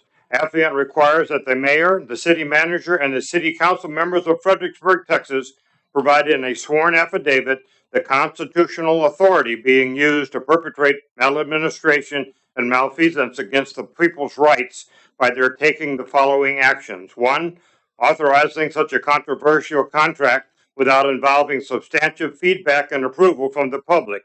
2, presenting incomplete details of this contract during the community discussions. 3, deciding to accept the contract without an official recorded vote. And 4, authorizing the city manager, Kent Myers, to sign the contract before obtaining consensus from the people. And 5, accepting possession of the funds while beginning allocations and plans for these monies without full disclosure and informed consent from the citizens of Fredericksburg, Texas. Please take further notice that the mayor of Fredericksburg, the city manager, and his city council members have 3 days to respond, point by point, in an affidavit sworn under penalty of perjury, stating their constitutional authority to trample on the people's rights. If this legal and binding document detailing this constitutional authority is not received within the 3 days, this silence represents the following. 1, tacit agreement with the mayor, Charlie Keeney, the city manager, Kent Myers, and the city council members of Fredericksburg, Texas, have violated the constitutional rights of the people. Number 2, tacit agreement that this violation of the people's constitutional rights includes liability for damages incurred as a result of any action taken by the mayor, Charlie Keeney, city manager Kent Myers, and or the city council members that result in injury to the financial stability of Fredericksburg, Texas. And 3, tacit agreement that preemption actions regarding the signing of the contract, the allocations of these funds and planned disbursements or actual disbursements without complete transparency and community participation was a constitutional breach of duty to the people. Thank you. Thank you, Jerry. Jeanette?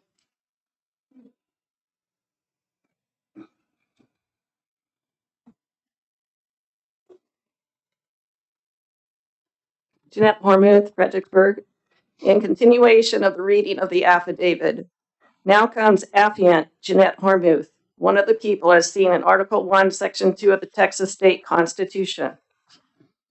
Please take final notice of affiant's declaration that by this tacit agreement of trespass against the constitutional rights of the people, the mayor, Charlie Keeney, the city manager, Kent Myers, and the members of the city council of Fredericksburg, Texas, agreed to the following conditions. Number 1, payment of any disbursements of allocated funds from the U.S. Treasury back into the city of Fredericksburg accounts from their own personal finances. 2, public announcement of this action and availability to the community of those documents verifying that all monies received from the U.S. Treasury were returned to that federal entity. 3, publication and public availability of any other records of programs used to bring federal funding into the city of Fredericksburg, Texas. And 4, the mayor, Charlie Keeney, the city manager, Kent Myers, and the members of the city council of Fredericksburg also agreed to pay an additional fine of $24,000 each to the city of Fredericksburg, Texas accounts in restitution for their transgressions against the constitutional rights of the people of Fredericksburg. If the mayor, Charlie Keeney, the city manager, Kent Myers, and the members of the City Council of Fredericksburg, Texas, do not respond with a sworn affidavit within 3 days showing the constitutional provisions authorizing this trampling of the people's rights, the mayor, Charlie Keeney, the city manager, Kent Myers, and the members of the City Council of Fredericksburg, Texas, agree to all of the above mentioned facts, point by point, and agree that this affidavit can be used as evidence of liability, malfeasance, and maladministration. And further, that Mayor Charlie Keeney, the city manager, Kent Myers, and the members of the City Council of Fredericksburg, Texas, agree that no court shall re-examine this matter, that the court shall accept the above several agreements listed, regardless of the trespasser, as truth and law. Affiant agrees to arbitration by an arbitrator of the affiant's choice. I hereby declare, certify, subscribe, and affirm that under the lawful laws of the United States of America and by the provisions of 28 U.S. Code 1746, that all of the above and foregoing representatives are true and correct to the best of my knowledge, information, and belief. We now serve the City Council and the Mayor and the City Manager with the affidavits. Thank Come you, on Jeanette. in. No, just bring them up to Shelley, please. And then Kimberly, while you're up here, you're our next speaker.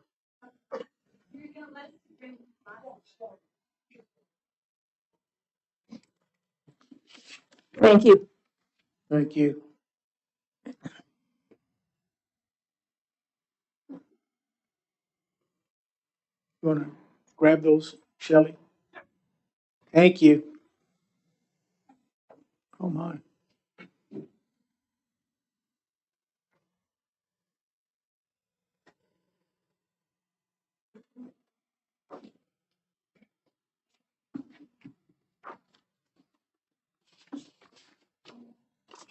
And then Eric, you're on deck. Hi, my name is Kimberly. I do live in town. Do you guys like to know what the vaccinated and unvaccinated will always have in common? They'll always be unvaccinated. So, currently, I looked up the report of how many people have died so far in Gillespie County, supposedly from COVID, and the number I got from the online source was 84 people. I'd like to point out what's wrong with that number.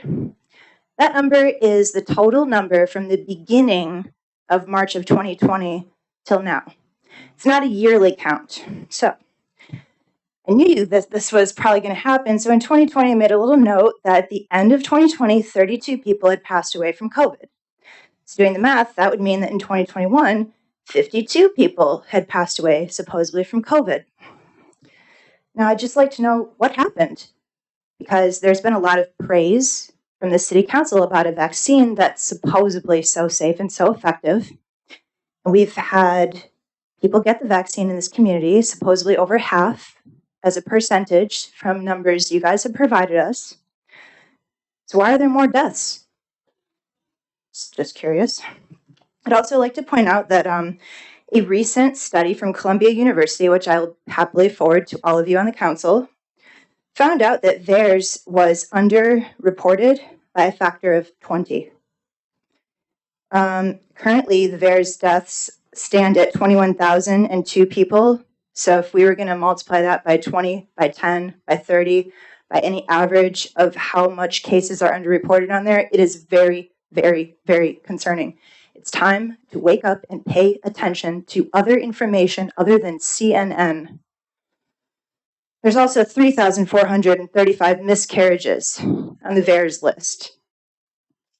I would also like to point out, just for your knowledge, that one American CEO from an insurance company, a $2 billion insurance company with $74 billion in assets, said in a news conference that after collecting data in his company for over 145 years, that this last year, working age Americans are dying in unprecedented numbers. Working age Americans, 18 to 64 years old. But the weird thing is that he noted that they're not hospitalized from COVID. They're not dying from COVID. They're dying from other things like myocarditis or heart attacks or maybe Bell's palsy or a number of other things that are on this VAERS list. Please look at this. Thank you. Thank you, Kimberly. Eric?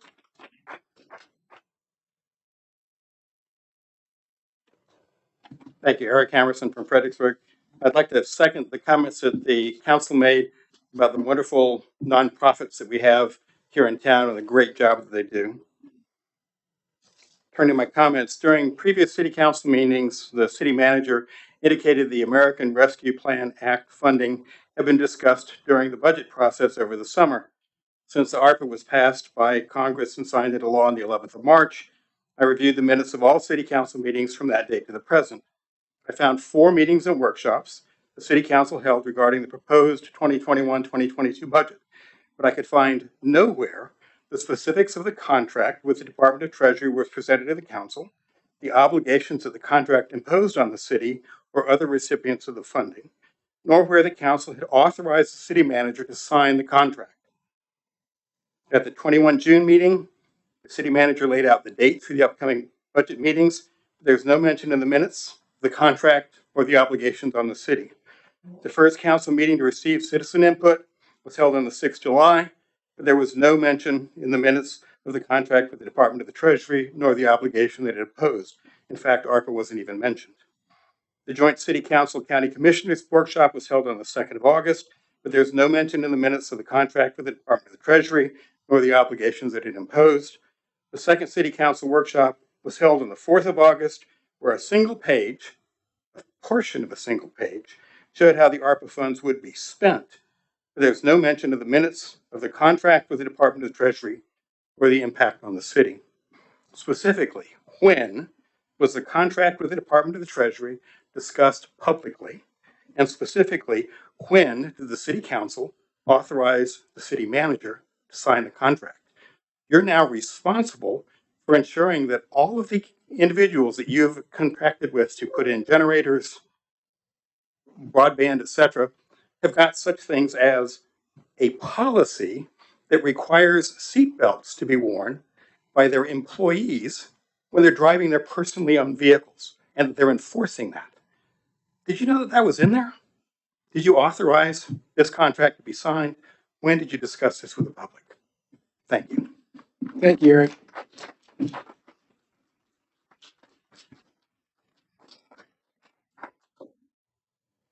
Moving on. Okay, city manager report. Okay, Mayor and council members, 3 items in the city's manager's report this evening. First off, a reminder that we have 2 council work sessions scheduled in January. And again, all of our work sessions are open to the public. The first one is on January 12th, which is Wednesday of next week. And this is the work session devoted to the short-term rental ordinance. And the proposed ordinance is available on the city's website. We also have a new fact sheet that came out today, and I have copies of that for the council before you get away. And so we would encourage all citizens that are interested in short-term rentals to join us for the work session. That's January 12th at 6 o'clock at the University Center. Okay. Any questions on that, council? No. Okay, on January 31st is the second council work session. This one will be at the Cardinal Room at the golf course, starting at 1 o'clock on the 31st. We are proposing 4 agenda items for that work session. Previously outlined these for the council back in November. Charlie, the mayor suggested 1 additional item, but we want to talk about the city council's annexation priorities for 2022. We proposed that the council talk about the Hotel Conference Center request for proposals. This is a project we've been talking about for several years. The CVB has recently enlisted their consultant to update the study on the Hotel Conference Center. We'll have that report available in the middle of January, so be timely to talk about the Hotel Conference Center. The council has proposed to talk about the possibility of scheduling a bond election in November for either streets, street improvements, or new public safety building. And so this will be kind of initial discussion on whether the council foresees you wanting to move forward with a bond election this year. And then the last item, which the mayor had suggested, is a discussion on the relief route. We recently met with the county judge, and I think the consensus there is that we needed to draft up a resolution, city county resolution stating our position on the relief route. And so we'll have a draft of that joint resolution available for discussion at the January 31st work session. So those are the four items, annexation, hotel conference center, bond election, and relief route that we're proposing to discuss on January 31st. If you have any other items or you have any questions, please contact me in the next couple of days. We'll put down the agenda for that meeting a week or so before the meeting. So any questions on the two work sessions scheduled in January? Okay. Okay, the last item, the city secretary, this is the first time we've had a candidate orientation. She had suggested this to the council members, and I think it's a great idea. So she wanted me to share with you a reminder that anybody seeking to run for mayor and council, there's a candidate orientation tomorrow at 2:00 in City Hall Conference Room. And the orientation is designed to help interested candidates better understand the requirements, duties, and limitations of the office. This will also provide an opportunity to those who are interested in learning more about the city of Fredericksburg's election process, as well as open meeting laws and conflicts of interest. So again, that meeting is tomorrow at 2:00 for anybody that wants an orientation. At City Hall. At City Hall, yeah, the conference room. Thank you. Okay, That's all. Moving on to number 11, items for future agenda. Okay, city council comments before that. Oh, I'm sorry. I missed that. Well, that was left off the agenda by mistake this evening. Okay. He said you could report on any items of community interest. Okay. Gary? I better not. Okay, I'll take that. Bobby? No comments. Tom? No comments. No, I'm gonna weigh in. I think this past, New Year's Eve celebration was outstanding in Fredericksburg. I want to surely compliment the Optimist Club for their efforts and all the things they did to provide great entertainment for the kiddos, and for city staff and anyone volunteers that I'm sure I'm going to fail to mention. I did go to the 6:00 ball drop, and I actually made it to the midnight ball drop. And what was curious about the whole event was where the people came from. I met people from Mexico, of course, Houston, Dallas, Costa Rica. A lot of those folks were first-time visitors to Fredericksburg, and believe it or not, people from Fredericksburg were there as well, enjoying the activities. So it was a wonderful event. The weather couldn't have been nicer. The kids loved it. As I said before, I don't think there's anybody in this room who loves the Rugrats more than I do, and I certainly enjoyed their activities while they tried to do all the things that the Optimist Club provided for them. I would encourage any citizen of Fredericksburg or Gillespie County not to miss one of those events next year because the weather was absolutely perfect. The event was flawless that I could see. Everything went very well. Again, thank you for everyone that participated and helped in that project. It was well done. Again, thank you. My applause go to that. That's all I got. Okay. Items for future agenda. Mayor and council, the next meeting, we're pretty loaded with agenda items. Those are included on page 129 of your agenda packet. And we will also have the second reading. We'll add the second reading of the noise ordinance to that list. And council is reminded that meeting will be on Tuesday, January 18th, because Monday on 17th is a official federal holiday, city holiday. Questions? Council? Okay. With that, we'll move on to section 12, executive session. The city council will recess its open meeting and reconvene in executive session pursuant to Texas Government Code, section 551.072, deliberation of related real property, and 55.071 personal matters. A, consider and discuss the purchase and exchange of value of real property located in the vicinity of the intersection South Milam Street and Whitney Street in the city of Fredericksburg, Texas, 551.072. B, consider and discuss the evaluation of the city municipal court judge, section 551.074. I'll entertain a motion to go out of regular session into executive session. I move we go out of regular session to executive. Have a session. motion by Jerry. Second. Second by Bobby. All those in favor? Aye. Motion carries. We'll take about a 5-minute recess for the folks, have an opportunity to leave.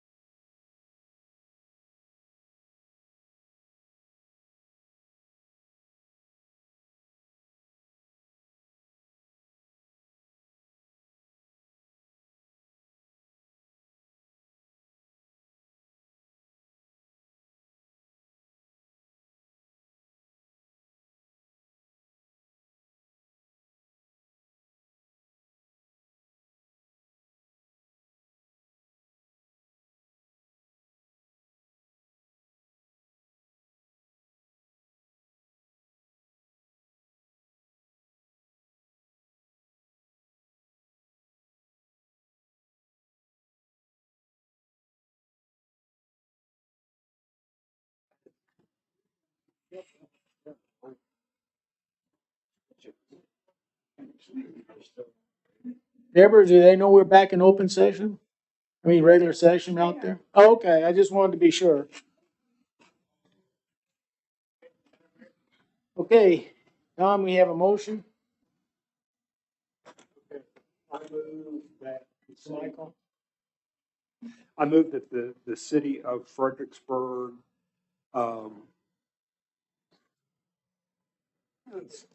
convey to the adjoining property owners the proposed, the real property that the city is, will abandon at the intersection of South Milan Street and Whitney Street in the city of Fredericksburg, and that the adjoining property owners pay any and all costs associated with the transfer of the property from the city to the new owners. And the city And the city keeps its easements, and the new owners are responsible for all maintenance of the property. We have a motion by Tom, do I hear a second? Second by Jerry, and for the discussion, there is none, all those in favor? Aye. Same sign opposed, motion carries. Bobby? I'd like to make a motion to increase the municipal court judge salary to $105,000 per year, Effective effective 1st of January. January 2022. We have a motion by Bobby, Second. second by Jerry. Any further discussion? There being none, all those in favor? Aye. Same sign opposed, motion carries 4-0. Entertain a motion. Motion to adjourn. Have a motion by Second. Bobby, second by Jerry. Any further discussion? There being none, all those in favor? Aye. Aye.